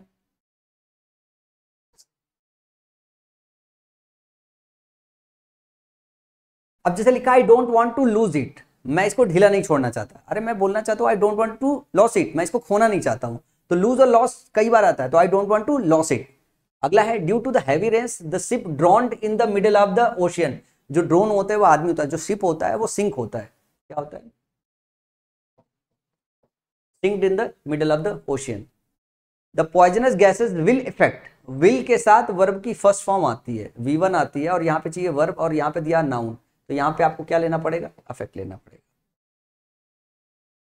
दो the police tried all sorts of method to elicit information, information elicit ये वाली की जाती है, इंफॉर्मेशन इलिसिट ये की जाती है, समझ में आया। जब इंफॉर्मेशन लेने की देने की बात होती है, इंफॉर्मेशन इलिसिट की जाती है, इंफॉर्मेशन लिया दिया जाता है, तो इलिसिट जो है वो ELICIT होता है। इसका मतलब गैर कानूनी होता है, गैर कानूनी होता है। इसकी एक बार मीनिंग भी समझ लो ताकि और अच्छी तरीके से क्लियर हो जाए। Though the police tried all sorts of method, यद्यपि जो पुलिस है उन्होंने कोशिश की सभी तरीके के method to elicit, to elicit का मतलब होता है इंफॉर्मेशन निकालना, लेकिन ये वाला इलिसिट नहीं, इलिसिट है टू इलिसिट इंफॉर्मेशन, इंफॉर्मेशन निकालने की बात हो रही है फ्रॉम द पब्लिक, पब्लिक से दे रिमेन साइलेंट, वो लेकिन चुपचाप बने रहे, ठीक है ना। पुरानी पिक्चर देखे होगे कि कत्ल करके चले गए, फिर पब्लिक में जाके पुलिस वाले पूछ रहे हैं बता दो भैया किसने किया, सब चुप, ये वही वाला केस है। लेकिन यहाँ पे जब इंफॉर्मेशन निकाला जा रहा है पब्लिक से, तो यहाँ पे इलिसिट इंफॉर्मेशन हो रहा है, ELICIT, ध्यान रखिएगा। जब इंफॉर्मेशन निकालने की बात आती है तो ये वर्ब सही है, ये नहीं है। अगला है if we have no definite aim before us we would only wander about in aimless pursuit and achieve nothing. If we have no definite aim, अगर हमारे पास डेफिनेट एम नहीं है हमारे सक्षम, हमारे सामने, हम क्या काम करेंगे, हम यूं ही टहलते रहेंगे। इस वंडर का मतलब होता है आश्चर्य, इस वंडर का मतलब होता है आश्चर्य, और जो वंडर चाहिए होता है आपको, ये वंडर होता है VNDR, जिसका मतलब होता है भटकना, टहलना, जिसका क्या मतलब होता है भटकना या टहलना। मैं उम्मीद कर रहा हूं कि जो मैं आपको सिखा रहा हूं ये किस वक्त पूछा गया है, Tier 1 में ये वाला क्वेश्चन पूछा गया है, तो जो मैं पढ़ा सिखा रहा हूँ वही तो पैटर्न है। अगर आप किसी भी चीज को सिस्टमेटिक ढंग से पढ़ोगे पक्का सही से समझ में आएगा, पक्का। अब इनको रिटेन करने की जिम्मेदारी देखो आपकी है, अगर आप इनको सही से रिटेन नहीं करते हो दिक्कत है, क्योंकि डेटा थोड़ा ज़्यादा है तो डेटा कंज्यूम करना थोड़ा मुश्किल होता है, पर करना तो पड़ेगा, मेहनत तो करनी पड़ेगी सभी को, मैंने भी की थी, आपको भी करना पड़ेगा। अगला है the reporter was unable to elicit information, information ये वाली इलिसिट नहीं की जाती है, ये देखो Tier 1 में आया हुआ था। और सेम इसका जो दूसरा पैटर्न बनाया गया वो ये बनाया गया, the reporter was unable to elicit information from the police. तो अगर आप याद रख लो कि इन्फॉर्मेशन जो है वो इलिसिट की जाती है तो आपको याद रह जाएगा। और ध्यान रखना कि स्पेलिंग में ILLICIT होता है, इसमें ELICIT होता है। अगला है jewellery retailers across India decided to suspend sold off gold coins and bars for 6 month. देखो jewellery retailer across India decided to suspend, देखो सस्पेंड जो है अगर मैं बात करूं तो सस्पेंड जो वो है यहाँ पे टू सस्पेंड है ना, इंडिया डिसाइडेड टू सस्पेंड यहाँ वर्ब की तरह काम कर रहा है। इसके बाद जो हम यहाँ पे रखेंगे वो वर्ब के बाद या तो हम नाउन रखते हैं या तो हम वर्ब की ING फॉर्म रखते हैं, अगर वर्ब रखना है तो हम जो सेल की बात कर रहे हैं ना, sale of gold is the right option होगा, सेल ऑफ गोल्ड। यहाँ पे एक्चुअली आपको नाउन चाहिए और जो नाउन होता है वो ये होता है सेल, समझ में आया। ये जो सेल है आपको यहाँ पे नाउन चाहिए, सेल ऑफ गोल्ड होना चाहिए, यहाँ पे वर्ब नहीं चाहिए, यहाँ पे चाहिए आपको नाउन। नाउन सेल जो है आपका काम करता है जो है नाउन की तरह जो है। इसमें कुछ जो इंफॉर्मेशन है वो अपन ने वो कर रखा है। इसमें अगर मैं बात करूं जरा ध्यान से देखो, ये जो सेल होता है इस सेल का मतलब होता है बेचना, और इसका जो V2 फॉर्म होता है या V3 फॉर्म होता है वो सोल्ड सोल्ड होता है, सेल सोल्ड सोल्ड होता है, समझ में आया। तो यहाँ पे सोल्ड डाला गया, और एक्चुअली जो इसका नाउन वर्जन होता है वो होता है सेल। ये जो सस्पेंड है ये अपने बाद वर्ब की दूसरी ING लेगा या तो फिर क्या काम करेगा अपने बाद नाउन लेगा। तो यहाँ पे एक्चुअली हमको नाउन चाहिए था, नाउन होगा सेल ऑफ गोल्ड और coins and bars from 6 month. अब ये चीज़ और अच्छी तरीके से समझ पाओगे जब अभी मैं आपको इन्फिनिटी पढ़ा दूंगा, मैं आपको जिरंड पढ़ा दूंगा, मैं आपको पार्टिसिपल पढ़ा दूंगा, ठीक है ना। क्योंकि इसके बाद वर्ब बेसिक के बाद वर्ब एडवांस पढ़ाऊंगा तो उसमें चीज़ें और आपको क्लियर हो जाएगी, क्योंकि लिखा हुआ ना कि India decided to suspend, India ने डिसाइड किया सस्पेंड करने का, सस्पेंड व्हाट, तो सस्पेंड जब व्हाट कहोगे तो आपको व्हाट का रिप्लाई मिलेगा। सस्पेंड वर्ब के साथ आप क्या पूछते हो, वर्ब के साथ ये पूछते हो ना, India has decided to suspend, suspend what, what का रिप्लाई डायरेक्ट ऑब्जेक्ट आता है, डायरेक्ट ऑब्जेक्ट मतलब नाउन लिखना है। तो यहाँ पे सेल ऑफ गोल्ड लिखना है आपको, आप गोल्ड बेच रहे हो, आपको ये बताना है क्या डिसाइड किया जो सस्पेंड करने का वो सेल सस्पेंड करने का, किसका वो आपने अलग से डिस्क्रिप्शन मेंशन किया है। लेकिन अगर सवाल यूं पूछो India decided what, India decided to suspend, क्या सस्पेंड करना है, सेल ऑफ गोल्ड, ठीक है ना। तो क्या का जो जवाब आ रहा है, जो व्हाट का जवाब आ रहा है वो सेल सस्पेंड कर रहा है। तो सेल आपका यहाँ पे नाउन होना चाहिए। व्हाट का रिप्लाई आपका डायरेक्ट ऑब्जेक्ट है और डायरेक्ट ऑब्जेक्ट की जगह पे आपको सेल बताना है और सेल का डिस्क्रिप्शन है कि वो सेल किसकी होनी चाहिए, वो गोल्ड की होनी चाहिए। तो यहाँ पे चाहिए नाउन, इस वजह से हमने क्या किया, सेल का जो शोल्ड होता है ये हटा के हमने क्या लिया, नाउन लिया, जो कि होता है सेल, SALE। स्पेलिंग सही लिखा हुआ ना, क्लियर हो ना, sale of gold. Handwriting थोड़ा खराब है भाई मेरी, समझ में आया। अगला क्वेश्चन है ही एडवाइज्ड मी। अब जब हम यहाँ पे 40वां क्वेश्चन रख रहे हैं, जब भी आपकी इधर प्रैक्टिस मिल जाए, एडवाइस मिल जाए, तो आप तुरंत चेक करो भैया कि आपको वर्ब चाहिए, नाउन चाहिए। यहाँ पे जैसे आपने कहा सब्जेक्ट हो गया, सब्जेक्ट के बाद एडवाइस लिया है, मतलब ये वर्ब हो गया। अब ये वर्ब हो गया तो सी नहीं चाहिए स्पेलिंग में, क्या चाहिए, ADVISED, एडवाइस चाहिए, ये वाला चाहिए। ये आपको तो मतलब ऐसे नंगी आंखों से दिखनी चाहिए भाई कि ये चीज सर ने पढ़ा दिया, ये चीज अपने को ऐसे देखनी है। कि कहीं पे भी अगर ये क्वेश्चन में अगर आपको ये शब्द मिल गए हैं तो इन शब्दों को चेक करना है, वर्ब है या नाउन है। अगर वर्ब है तो S चाहिए और नाउन है तो C चाहिए। इसके बाद पैटर्न नंबर 3 की बात करेंगे। पैटर्न नंबर 3 में पहुंचते हैं और ये पूरा पैटर्न जो मॉडल है ना, मैं मॉडल में इस वक्त आपका ज़्यादा टाइम नहीं लेना चाहूंगा, क्योंकि बहुत ज़्यादा टाइम लेने से भी कुछ अच्छा नहीं कर पाओगे। मतलब बहुत रेयर केस में क्वेश्चन आता है, क्वेश्चन आएगा तो जो बता दे रहा हूँ यही क्वेश्चन आता है, ज़्यादा वैसा क्वेश्चन नहीं आता। तो अननेसेसरली मॉडल्स पे क्वेश्चन में समय बिताना वो भी एकदम बेवकूफ़ी वाली बात होती है। जैसे बात करूँ अगर मैं मॉडल्स की, तो कैन और कुड का जो इस्तेमाल करते हैं वो इस्तेमाल करते हैं कैपेबिलिटी बताने के लिए, सामर्थ्य या शक्ति बताने के लिए, सामर्थ्य बताने के लिए।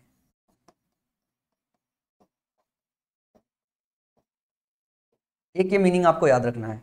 और जितने भी मॉडल्स होते हैं सब अपने पास वर्ब की फर्स्ट फॉर्म लेते हैं, एक तो आपको बस ये बात याद रखनी पड़ेगी, मतलब ये छोटी बात है जो आपको याद रखनी पड़ेगी। तो कैन और कुड की बात करें, ये सामर्थ्य, ठीक है ना, करनी पड़ेगी।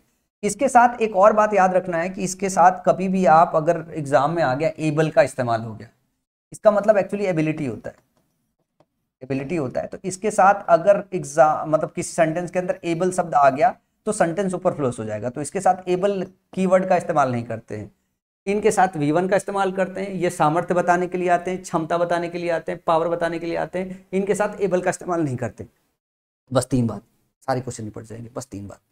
ये किसको बताने के लिए आते हैं, ये एबिलिटी बताने के लिए आते हैं, पावर क्षमता बताने के लिए आते हैं। तो कैन जो होता है और जो कुड होता है, इसके साथ एबल अगर टर्म लिख के आ जाए तो कैन कुड के साथ एबल इस्तेमाल नहीं करते, सेंटेंस सुपरफ्लुअस हो जाएगा, तो एबल आप हटा देना, ठीक है। कुड जो होता है कैन का पास्ट होता है। ये क्वेश्चन बनेगा आपका डायरेक्ट इनडायरेक्ट में कि कैन से जो है कुड बनता है, समझ में आया। और इससे ज्यादा इंफॉर्मेशन आपके एग्जाम और आपकी सेहत के लिए इररिलेवेंट है। जानकारी लेना हो तो फाउंडेशन बैच में आप आइएगा, कैन कुड को मैं आधे घंटे आसानी से पढ़ाऊंगा, कई सारे एग्जाम्पल के साथ पढ़ाऊंगा। फिर बताऊंगा कब एबिलिटी बता रहा है, कब पावर बता रहा है, कब क्षमता बता रहा है, सबके एग्जाम्पल लिखूंगा, पर उनका कोई काम नहीं होगा। अल्टीमेटली सिर्फ एक ही चीज काम में आनी है कि इनके साथ V1 इस्तेमाल होता है, दूसरी चीज ये होती है कि इनके साथ जो एबल लगा हुआ आता है वो एबल इस्तेमाल नहीं होता। इतना ही आपके एग्जाम में क्वेश्चन बनता है। अगला है मे और माइट की बात कर रहे हैं। तो मे जो होता है और जो माइट होता है, ये आपकी संभावना बताने के लिए आती है, मतलब पॉसिबिलिटी बताने के लिए आती है,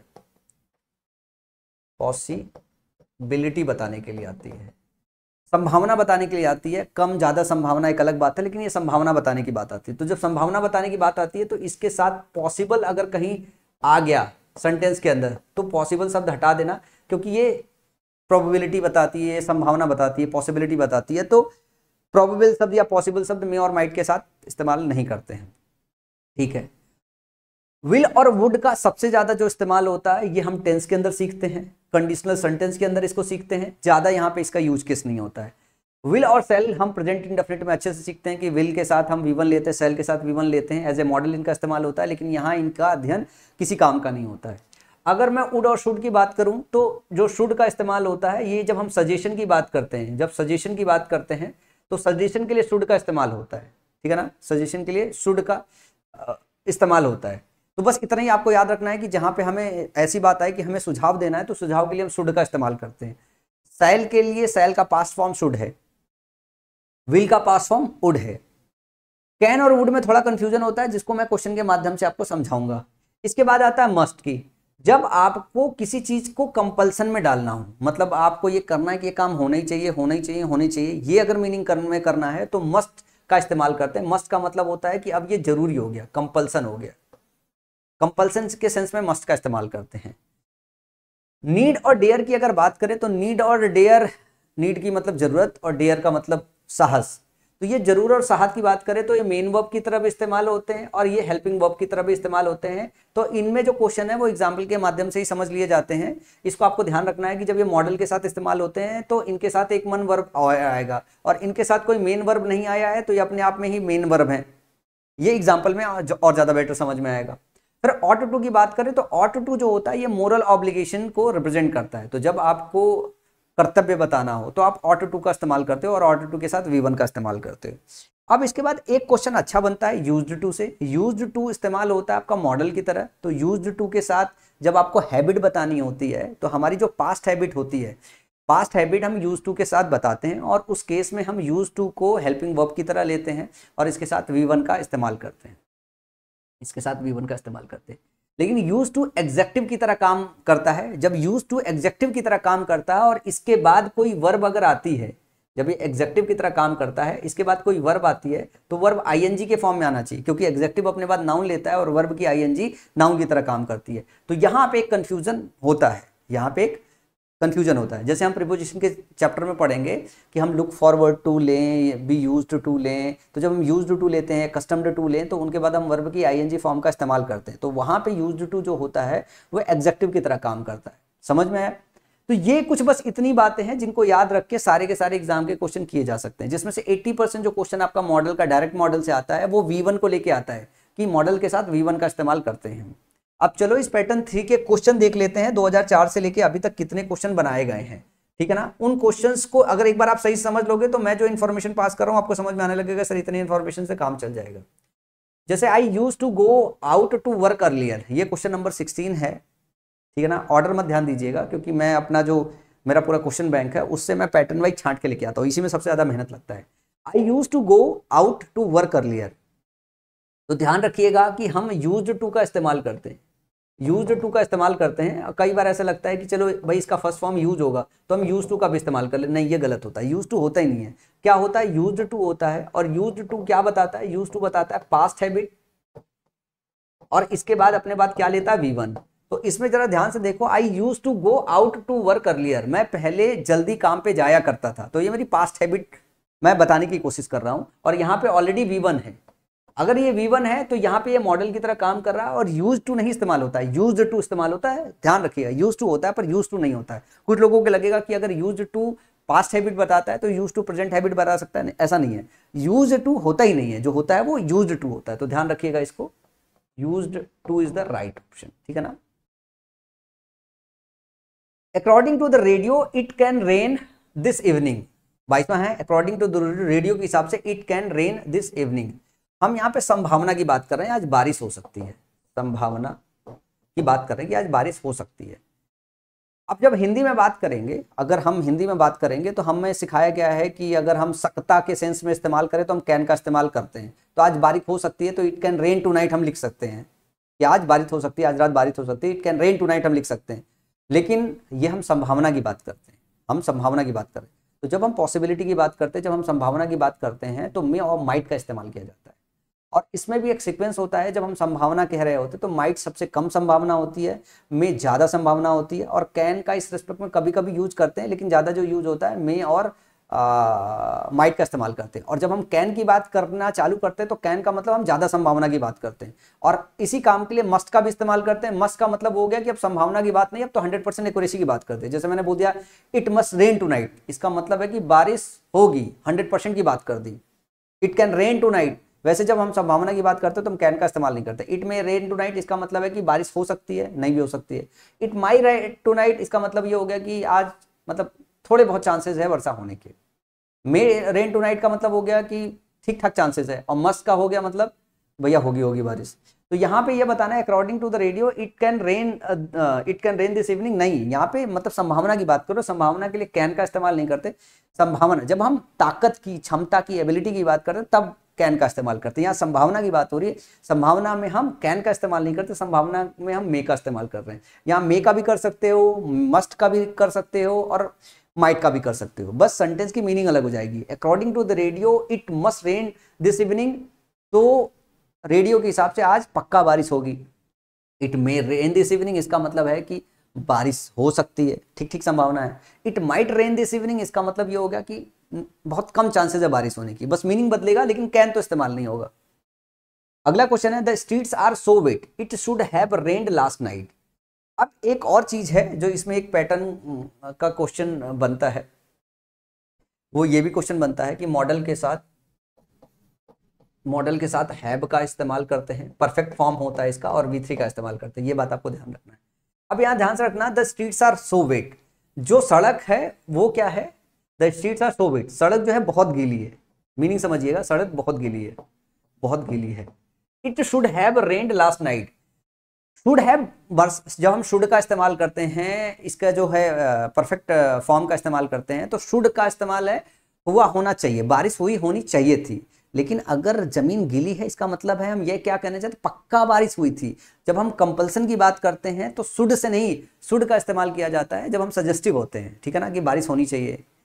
तो यहाँ पे जब हम बारिश की बात करते हैं तो यहाँ पे बात ये होगी कि भैया अगर सड़क गीली है तो पक्का कल बारिश हुई थी, तो यहाँ कंपल्सन की बात करनी है, तो it must have rain tonight होना चाहिए, ना कि शुड हैव। तो परफेक्ट फॉर्म इस्तेमाल करना है तो शुड के साथ नहीं, मस्ट के साथ इस्तेमाल करना है। अगला है the arm was so badly injured that he must have it amputated. अब ध्यान से देखो यहाँ पे कि सेंटेंस क्या कह रहा है, the arm was so badly injured, जो हाथ है वो बहुत बुरी तरीके से इंजर्ड हो गया था, और इस तरीके से इंजर्ड हो गया था कि ही मस्ट हैव, उसको करना पड़ा, इट एम्प्यूटेड, एम्प्यूट का मतलब होता है काट देना, एम्प्यूट का मतलब होता है काट देना, कि उसे काट देना पड़ा। जब हम मस्ट हैव की बात कर रहे हैं तो जब हम मॉडल का इस्तेमाल करते हैं प्लस हैव का इस्तेमाल करते हैं तो मेन वर्ब की थर्ड फॉर्म मिसिंग नहीं होनी चाहिए। यहाँ पे देखो मस्ट है और हैव है, इसके बाद इट अपने आप में क्या ले रहा है, इट अपने आप में इम्प्यूटेड ले रहा है, तो ये तो इसका हो गया वर्ब। इस मस्ट हैव का वर्ब कहाँ है, इस मस्ट हैव का वर्ब मिसिंग है, तो it the arms was so badly injured that he must have, और हैव के साथ आपको हेड लगाना पड़ेगा कि उसने उसको क्या करना पड़ा, उसको करना पड़ा अपना हाथ काटने के लिए। तो ये जो मॉडल है और ये परफेक्ट जो मॉडल है ना, ये अपने साथ V3 यहाँ पे मिसिंग है, तो इसका V3 यहाँ पे चाहिए था। अगला क्वेश्चन है you need not tell a lie when the जज asked you where you were when the crime was committed. You need not tell a lie when the जज asked you where you were when the crime was committed. जब हम model के साथ verb have का इस्तेमाल करते हैं और जब V3 का इस्तेमाल करते हैं तो ये निगेटिव मीनिंग भी कन्वे करता है। क्या करता है, निगेटिव मीनिंग कन्वे करता है। जैसे मैंने आई कुड हैव या I should have done this work, should have done this work. अगर इसकी मीनिंग मैं पूछूं कि बच्चा लोग इसकी मीनिंग क्या होती है तो आप क्या कहोगे, I should have done this work. इसका मतलब ये हो गया कि मुझे ये काम कर लेना चाहिए था, मुझे ये काम कर लेना चाहिए था, लेकिन एक्चुअली मैंने काम तो किया नहीं। तो इसका जो इस्तेमाल होता है I should have done this work, model plus have plus V3, तो एक निगेटिव मीनिंग करता है और क्या कहता है कि मुझे कोई काम कर लेना चाहिए था, मुझे एक्शन परफॉर्म कर लेना चाहिए था, लेकिन पहले मैंने ऐसा किया नहीं। सेम इसी स्टाइल में क्वेश्चन पूछा गया है, you need not tell a lie when the जज asked you where you were when the crime was committed. कोई सलाह दे रहा है कि तुमको झूठ नहीं बोलना चाहिए था, व्हेन द जज आस्क्ड यू, जब जज ने तुमसे पूछा वेयर यू वर, तुम कहाँ थे जब क्राइम हुई थी, लेकिन तुमने तो झूठ बोल दिया है, तुमने तो झूठ बोल दिया है ना।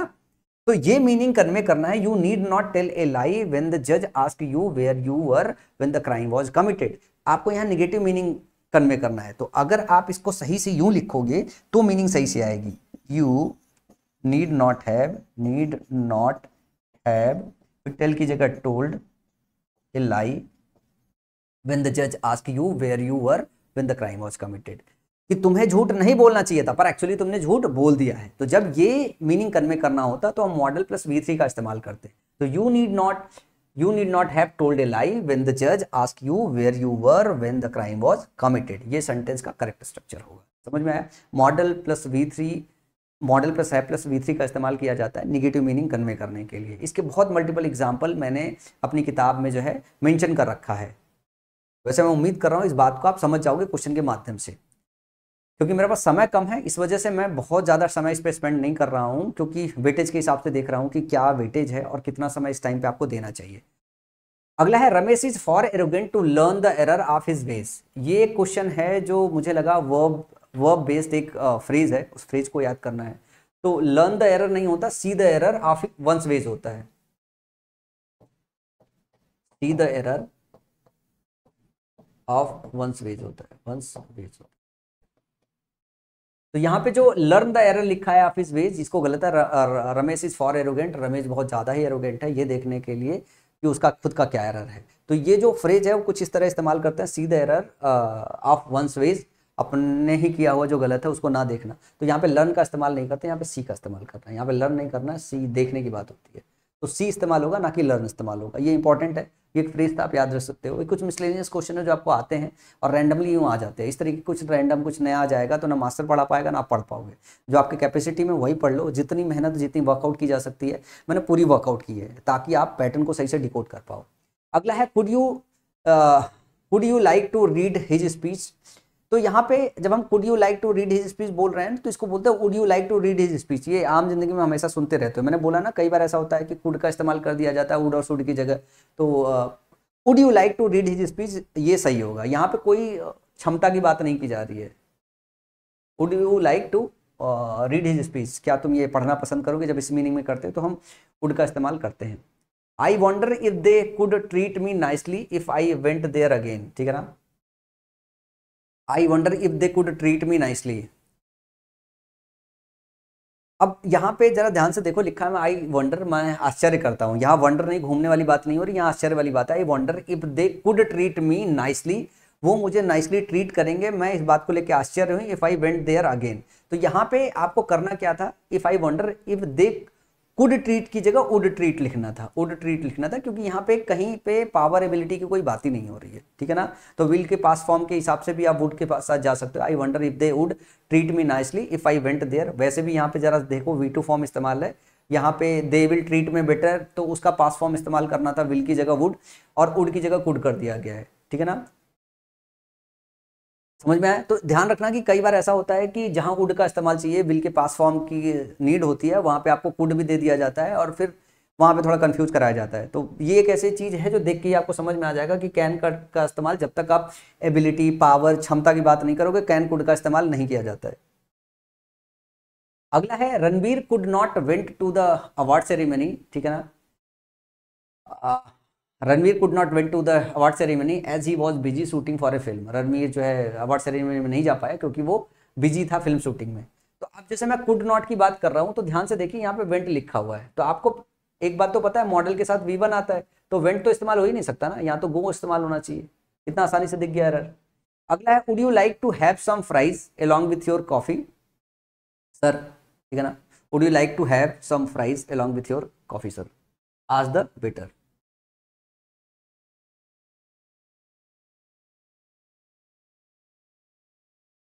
अगर इस सेंटेंस को मैंने एक बार पढ़ा तो मेरे को दिखाई नहीं दिया, अभी नहीं दिखाई दिया कि क्या इसमें एरर है, क्योंकि मैं इसको कैसे पढ़ रहा था।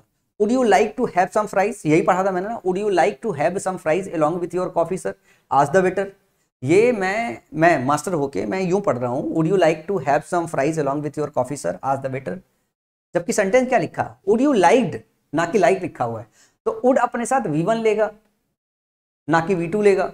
लेकिन एग्जाम में भी यही बात होती है कि आप ये फ्रेज ऐसे पढ़ते हो, would you like to do something, कभी आपका ध्यान एग्जाम में नहीं जाएगा कि भैया यहाँ पे V2 लिखा हुआ, इसको V1 कन्वर्ट करना है, क्योंकि मॉडल है, मॉडल अपने साथ V1 लेता है। तो इस तरीके का एरर एग्जाम में प्रेशर के समय होता है। तो यहाँ पे लाइक नहीं होना चाहिए, मॉडल है, मॉडल अपने साथ V1 लेता है। तो would you like to have some fries along with your coffee sir, आज द वेटर। तो जैसे ही मैंने 63 क्वेश्चन पढ़ा ना, मैं थोड़ी देर के लिए रुक गया, अंदर ही से रुक गया, यार इस क्वेश्चन को क्यों रखा था, इसमें एरर तो दिख नहीं रहा है, क्योंकि मैंने लाइक को लाइक पढ़ लिया। ये आपके साथ एग्जाम में घटना घटित होगी, आपको मानसिक रूप से यहाँ पे प्रिपेयर होना पड़ेगा, तब जाके एग्जाम में आप अच्छा कर पाओगे।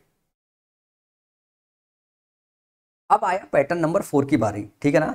और आज की जो मेरी क्लास है वो, मैं अभी 3 बज गया है, मैं रिकॉर्ड कर रहा हूँ, तो आज की क्लास थोड़ा डिले पहुंचेगी, पर जरूरी है क्लास पूरी तरीके से प्रिपेयर करना। फिर पैटर्न नंबर 4 की बात कर रहे हैं। पैटर्न नंबर 4 में बहुत सारे क्वेश्चन हैं, ठीक है ना। अब यहीं से चलते हुए आपको क्वेश्चन में ही कवर करता हुआ चलूंगा, ठीक है ना।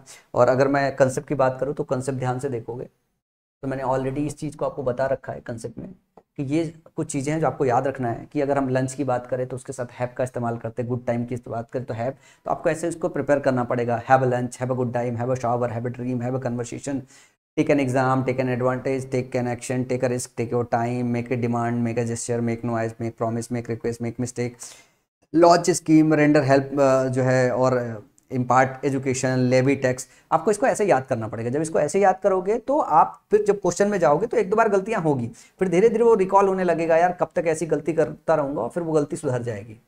अगला क्वेश्चन है, I never consider him to be a person who would go back on his promise and then do not even apologise. ये क्वेश्चन बहुत पुराना क्वेश्चन है, आया इस पैटर्न का क्वेश्चन अभी एग्जाम में नहीं आता है, ठीक है ना। जैसे लिखा हुआ, I never consider him to be a person who would go back on his promise and then do not even apologise, and then do not, जो डू नॉट लिखा हुआ है ना, ये अननेसेसरी है, ठीक है ना। वुड नॉट इवन अपोलोजाइज, यहाँ पे डू की जगह वापस आपको वुड चाहिए। अगर ये जो क्लास है वुड के साथ स्टार्ट हुआ है तो आगे भी आपको इसी के साथ जाना है। अब ये क्वेश्चन थोड़ा एक्सेप्शनल है और मैं चाहूंगा कि इसको आप स्टार मार्क करके यूं ही रख लो, क्योंकि इसका जो कंसेप्ट है वो थोड़ा ऐसा इन डेप्थ ग्रामेटिकल कंसेप्ट है जिसको आज की क्लास में यहाँ समझने लायक नहीं है। लेकिन मैंने क्वेश्चन रख लिया है एक दो तरीके का इसमें क्वेश्चन, ठीक है ना। जब मुझे समय मिलेगा तो इस पर मैं अलग से एक छोटी वीडियो बना दूंगा। जो है वैसे भी ये जो क्लास है मेरी 1 घंटे से ऊपर जा चुकी है और इस तरीके का क्वेश्चन आज के समय में नहीं आता। देखो कब का है, SSC सेक्शन ऑफिसर, ये 2004-05 में आया था, ठीक है ना। तो मैंने कुछ रेड हाईलाइट क्वेश्चन कर रखा है। I would appreciate if readers would write to me about how they meditate. I would appreciate if readers would write to me about how they meditate. Question number 12 है जो समझाने और सिखाने लायक है, इसको मैं सिखा देता हूँ। जैसे मैं बात करूँ अप्रिशिएट, जब आई वुड अप्रिशिएट, तो जो अप्रिशिएट है ये क्या है, एक ट्रांजिटिव वर्ब है, एक ट्रांजिटिव वर्ब है। और ट्रांजिटिव वर्ब होने का मतलब क्या है, इसका जो एक्शन होगा वो ट्रांसफर होना चाहिए। ट्रांसफर होना चाहिए, किसको अप्रिशिएट कर रहे हो, ठीक है ना, ट्रांसफर होना चाहिए। तो जब अगर कोई ऑब्जेक्ट ना हो प्रेजेंट तो अप्रिशिएट के बाद यूजुअली हम इट लगा देते हैं। तो आई वुड अप्रिशिएट इट, ये होना चाहिए, if readers would write to me about how they meditate. SSC ने जो इसका ऑप्शन लिया था वो ये वाला ऑप्शन लिया था कि यहाँ से वुड हटा दो, यहाँ से वुड हटा दो। मैंने इसको पूरा चेक किया था क्योंकि ये रूल मेरे को पता था, ये जानकारी पता था कि जब हम इस तरीके का वो लेते तो अप्रिशिएट ट्रांजिटिव वर्ब है, इसके बाद हम ऑब्जेक्ट की तरह इट ले लेते हैं। तो वुड को चेंज किया गया है जो है, और ध्यान रखो कि ये वुड को चेंज नहीं करना है आपको, यहाँ पे अप्रिशिएट के बाद इट लेना है और ये अपने आप ग्रामेटिकली करेक्ट हो जाएगा। ये अच्छा क्वालिटी क्वेश्चन है और ये भी बहुत पुराने समय ही आया था आई थिंक। अगला है, do not gate panicked in emergencies, ठीक है ना। डू नॉट गेट पैनिक, जो पैनिक होता है अपने आप में जो है वर्ब भी होता है और पैनिक अपने आप में नाउन भी होता है। पैनिक अपने आप में नाउन भी होता है, पैनिक अपने आप में वर्ब भी होता है। यहाँ पे ध्यान से देखो, डू नॉट गेट पैनिक लिखने की जरूरत नहीं है। डू नॉट के बाद आप लिख सकते हो do not panic in emergency. ये जो गेट पैनिक है अननेसेसरी लिखा हुआ है, ये गेट लगाए इवन पॉजिटिव वर्ब है जो अपने को पढ़ना है, अभी पढ़ेंगे कवर करेंगे, लेकिन यहाँ ध्यान रखिए do not panic in emergencies. इसके बाद डायरेक्ट आपको जो है पैनिक सीधा लगाना है और काम हो जाएगा आपका। तो do not panic in emergencies. अगला है 18, you should be always grateful to your mentor. यहाँ पे जो है ये आपका स्पेलिंग बेस्ड क्वेश्चन था। ग्रेटफुल की स्पेलिंग होती है जब आप थैंकफुल होते हो। एक होता है ग्रेट, ग्रेट का मतलब होता है महान, ग्रेट का मतलब होता है महान, ठीक है ना। इसके साथ फुल नहीं जोड़ते हैं, इसके साथ फुल नहीं जोड़ते ग्रेटफुल लगाने के लिए, इस तरीके का कोई शब्द नहीं होता है, ठीक है ना। जो ग्रेटफुल होता है GRATEFUL होता है, जिसका मतलब होता है थैंकफुल। थैंकफुल, जब कोई आपके लिए अच्छा काम करता है उसके लिए आप ग्रेटफुल होते हो, उसके लिए आप थैंकफुल होते हो। तो you should be always thankful to your mentor, अपने मेंटर को लेकर तुम्हें हमेशा थैंकफुल होना चाहिए, ग्रेटफुल होना चाहिए। तो ये ग्रेटफुल GRATEFUL है। अगला क्वेश्चन है, you are always doing this mistake. जो मिस्टेक है वो डू नहीं किया जाता, मेक किया जाता है। You are always making this mistake, ये अभी तो लिखाया था ना कि जो मिस्टेक है वो मेक किया जाता है, डू नहीं किया जाता है। अगला है, females are not appointed in our college, ठीक है ना। Females are not appointed in college. देखो जब हम अपॉइंट की बात करते हैं तो अपॉइंट होता है किसी पर्टिकुलर पोस्ट पे, किसी सीनियर पोस्ट पे अपॉइंटमेंट किया जाता है, ठीक है ना, जब हायरिंग होती है। यहाँ पे जब हम इन जनरल बात करते हो तो इन जनरल हम अपॉइंटेड नहीं लिखते, इन जनरल हम एम्प्लॉयड लिखते हैं। तो females are not employed in our college. और इस सेंटेंस को और अच्छा कह सकते हो जब आप वुमेन लिखो फीमेल्स की जगह, जब आप प्लूरल ही करना है तो women are not employed in our college, ये ज़्यादा करेक्ट हो जाएगा। लेकिन जब एग्जाम में क्वेश्चन आया था तो अपॉइंटेड को आपको एम्प्लॉयड में कन्वर्ट करना था, क्योंकि अपॉइंट जो करते हो आप CEO को करते हो, डायरेक्ट करते हो जो है, ठीक है ना। किसी पर्टिकुलर प्रोफेसर को या टीचर्स को कर सकते हो, अपॉइंट कर सकते हो। लेकिन अगर आप इन जनरल बात कर रहे हो तो इन जनरल किसी को एम्प्लॉय किया जाता है ऑफिसेज में। ना कि अपॉइंट किया जाता है। अपॉइंटमेंट जो एक्चुअली होता है वो सीनियर पोस्ट पे होता है। अगला है द प्रेसिडेंट ओवरटेक्स इन बांग्लादेश। अब इस क्वेश्चन में जो सिखाना था, ओवरटेक्स का मतलब होता है किसी को ओवरटेक करने का मतलब होता है किसी को आप रेस में ओवरटेक करते हो, ठीक है ना। एक होता है टेक ओवर, एक फ्रेज होता है जिसका मतलब होता है टेक ओवर, इसका मतलब होता है चार्ज लेना। क्या लेना? चार्ज लेना। तो द प्रेसिडेंट ओवरटेक्स नहीं, takes over, takes over in Bangladesh. President ने चार्ज ले लिया। अगला क्वेश्चन है race increasing racism and hate crimes casted a shadow. मैंने अभी आपको बताया था जो कास्ट होता है, कास्ट हो, टेलीकास्ट हो, ब्रॉडकास्ट हो, सब अपने आप में एक ही फॉर्म में रहते हैं। Broadcast broadcast broadcast, telecast telecast telecast, और कास्ट कास्ट कास्ट। तो कास्टेड नहीं होगा, क्या होगा? इसका तीनों फॉर्म सेम रहता है। अगला है he was present in the court to give witness. जब आप कोर्ट में प्रोड्यूस होते हो, कोर्ट में जो है विटनेस प्रोड्यूस नहीं किया जाता है, एविडेंस प्रोड्यूस किया जाता है, ठीक है ना, या स्टेटमेंट दिया जाता है। तो गिव विटनेस नहीं होना चाहिए, स्टेटमेंट होना चाहिए, ठीक है ना, या एविडेंस होना चाहिए। एविडेंस दिया जाता है, विटनेस प्रोड्यूस किया जाता है। विटनेस क्या होता है? विटनेस प्रोड्यूस किया जाता है, एविडेंस दिया जाता है। तो गिव एविडेंस होना चाहिए, ना कि विटनेस। विटनेस को दिया नहीं जाता, विटनेस को प्रोड्यूस किया जाता है। तो याद रख लो, विटनेस को क्या किया जाता है? इसको प्रोड्यूस किया जाता है, और जो एविडेंस है उसे दिया जाता है। स्टेटमेंट दिया जाता है, एविडेंस दिया जाता है, विटनेस को प्रोड्यूस किया जाता है। अगला है as soon as they entered the temple they prayed to the gods on bent knees. अब ये क्वेश्चन था तो ले लिया मैंने, बेंट नीज नहीं होगा, बेंटेड नीज होगा। यहाँ पे आपको क्या चाहिए? पास्ट पार्टिसिपल फॉर्म चाहिए। पास, इसके पहले वाली जो क्लास कराई है उसमें खूब तमीज से इसको सिखाया मैंने एग्जेक्टिव पढ़ाते हुए। अगला क्वेश्चन है most of my friends heard the earthquake but I was totally unaware of it. जो अर्थक्वेक है वो सुना नहीं जाता, वो फील किया जाता है। तो यहाँ पे फेल्ट होना चाहिए। क्या होना चाहिए? फेल्ट, हर्ड नहीं होना चाहिए। समझ में आया?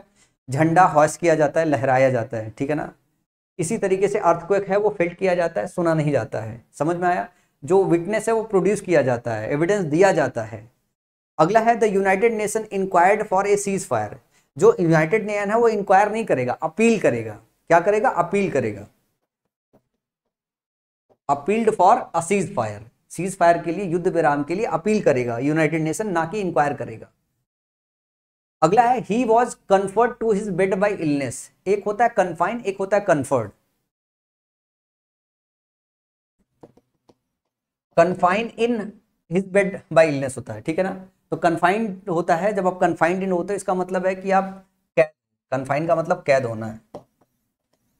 और जब कन्फर्ट किया जाता है तो सम्मान आपको कन्फर्ट किया जाता है। जैसे किसी प्रोफेसर को कोई ऑनर दिया जाता है तो उसको कन्फर्ट किया जाता है। तो कन्फर का मतलब होता है सम्मान देना, ठीक है ना। कन्फाइड का मतलब होता है किसी चीज में कैद हो जाते हो, तो वो इलनेस में कैद है। तो यहाँ पे कन्फाइड होना चाहिए, ना कि कन्फर्ड होना चाहिए। तो कन्फाइंड अपने साथ जो प्रीपोजिशन लेता है वो इन लेता है। अगला है it is not good to breed over past failure. जो आप चिंतन करते हो, जो पिछले समय का चिंतन करते हो, उसके लिए जो करेक्ट फ्रेज होता है वो होता है ब्रूड ओवर, ना कि ब्रीड ओवर होता है। ब्रीड ओवर का मतलब होता है चिंतन करना, मनन करना, चिंतन करना या फिर मनन करना। अगला the PhD degree was confide on him in the convocation. जो पीएचडी डिग्री है वो कन्फर किया गया, कन्फाइड नहीं किया। मतलब जब सम्मानित किया जाता है डिग्री से किसी से, तो आप ना कन्फाइड नहीं करते हो, क्या करते हो? कन्फर। और यहाँ पे क्या है, इसके पहले जब आप कैद में होते हो तब वो कन्फाइड होते हो, ठीक है ना। तो ये होगा कन्फर। सही शब्द इसके लिए क्या था? ये था कन्फर्ड।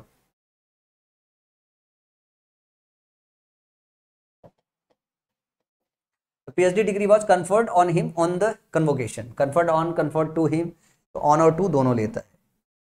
अगला है some members of the committee were opposed to use the club members money to redecorate the meeting hall. एक प्रीपोजिशन में कंसेप्ट पढ़ोगे, एक प्रीपोजिशन में कंसेप्ट पढ़ोगे। वैसे यहाँ पे ये क्वेश्चन तो बनता नहीं था। जैसे हम बोलते हैं look forward to, used to, opposed to, owing to, prone to, ठीक है ना। ये सारे के सारे जो शब्द हैं जिसके बाद में आखिरी में इस फ्रेज में टू आता है, ये अपने बाद जब भी वर्ब आए तो वर्ब अपने साथ आईएनजी फॉर्म में लेता है। क्योंकि यहाँ पे जो टू होता है प्रीपोजिशन, वो प्रीपोजिशन की तरह काम कर रहा होता है इस फ्रेज के अंदर। और इसके बाद जो आना चाहिए वो क्या आना चाहिए? वर्ब अगर आ रहा है तो आईएनजी फॉर्म में होना चाहिए, मतलब वो जिरंड होना चाहिए। तो यहाँ जो अपोज टू लिखा है इसके बाद यूज लिखा है, ये गलत है। यहाँ पे यूज की जगह क्या आना चाहिए? यूजिंग आना चाहिए। अगला लिखा हुआ है इन 20 रैक्स 5 लाइव्स वर फॉर्चुनेटली लॉस्ट। फॉर्चुनेटली का मतलब होता है भाग्यवश, और अनफॉर्चुनेटली का मतलब होता है दुर्भाग्यवश। तो सेंटेंस में यहाँ क्या डालना था, इन 20 wrecks 5 lives वर अनफॉर्चुनेटली लॉस्ट। तो यहाँ पे फॉर्चुनेटली नहीं चाहिए था, क्या चाहिए था, अनफॉर्चुनेटली चाहिए था। अगला है she said in number of lies, ठीक है ना, जो झूठ है वो बोला जाता है उसके लिए टेल ए लाई बोलते हैं, तो यहाँ पे पास फॉर्म चाहिए, टोल्ड ए लाई हो जाएगा। अगला क्वेश्चन है I used a pair of black trousers for a week, जो ट्राउजर होता है वो वोर किया जाता है, पहना जाता है, यूज नहीं किया जाता है। तो I wore a pair of black trouser for a week, एक सप्ताह के लिए आपने यूज किया, मतलब एक सप्ताह के लिए आपने पहना है, तो जो ट्राउजर है वो आप वोर कर रहे हो, यहाँ पे यूज नहीं कर रहे हो, ठीक है ना।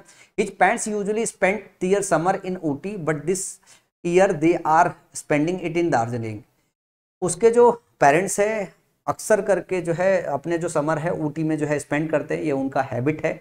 और यहाँ पे जो हम यूजुअली बोल रहे हैं इसका मतलब हम हैबिट बता रहे हैं और प्रेजेंट की हैबिट बता रहे हैं, क्योंकि पूरा सेंटेंस प्रेजेंट में है, क्योंकि यहाँ पे आर के साथ वर्ब की आईएनजी फॉर्म इस्तेमाल है। तो यहाँ पे हमको जो स्पेंड है इसको स्पेंड लिखने की जरूरत नहीं है, यहाँ पे स्पेंड लिखेंगे तब ये सेंटेंस जो है प्रेजेंट में रहेगा, अदरवाइज स्पेंड जो है इसका पास्ट फॉर्म होता है। अगला है he has done a mistake, तो मेड ए मिस्टेक होता है, डन ए मिस्टेक नहीं होता है, तो डन काट दो, यहाँ पे मेड ए मिस्टेक करो। He has made a mistake of which I am certain।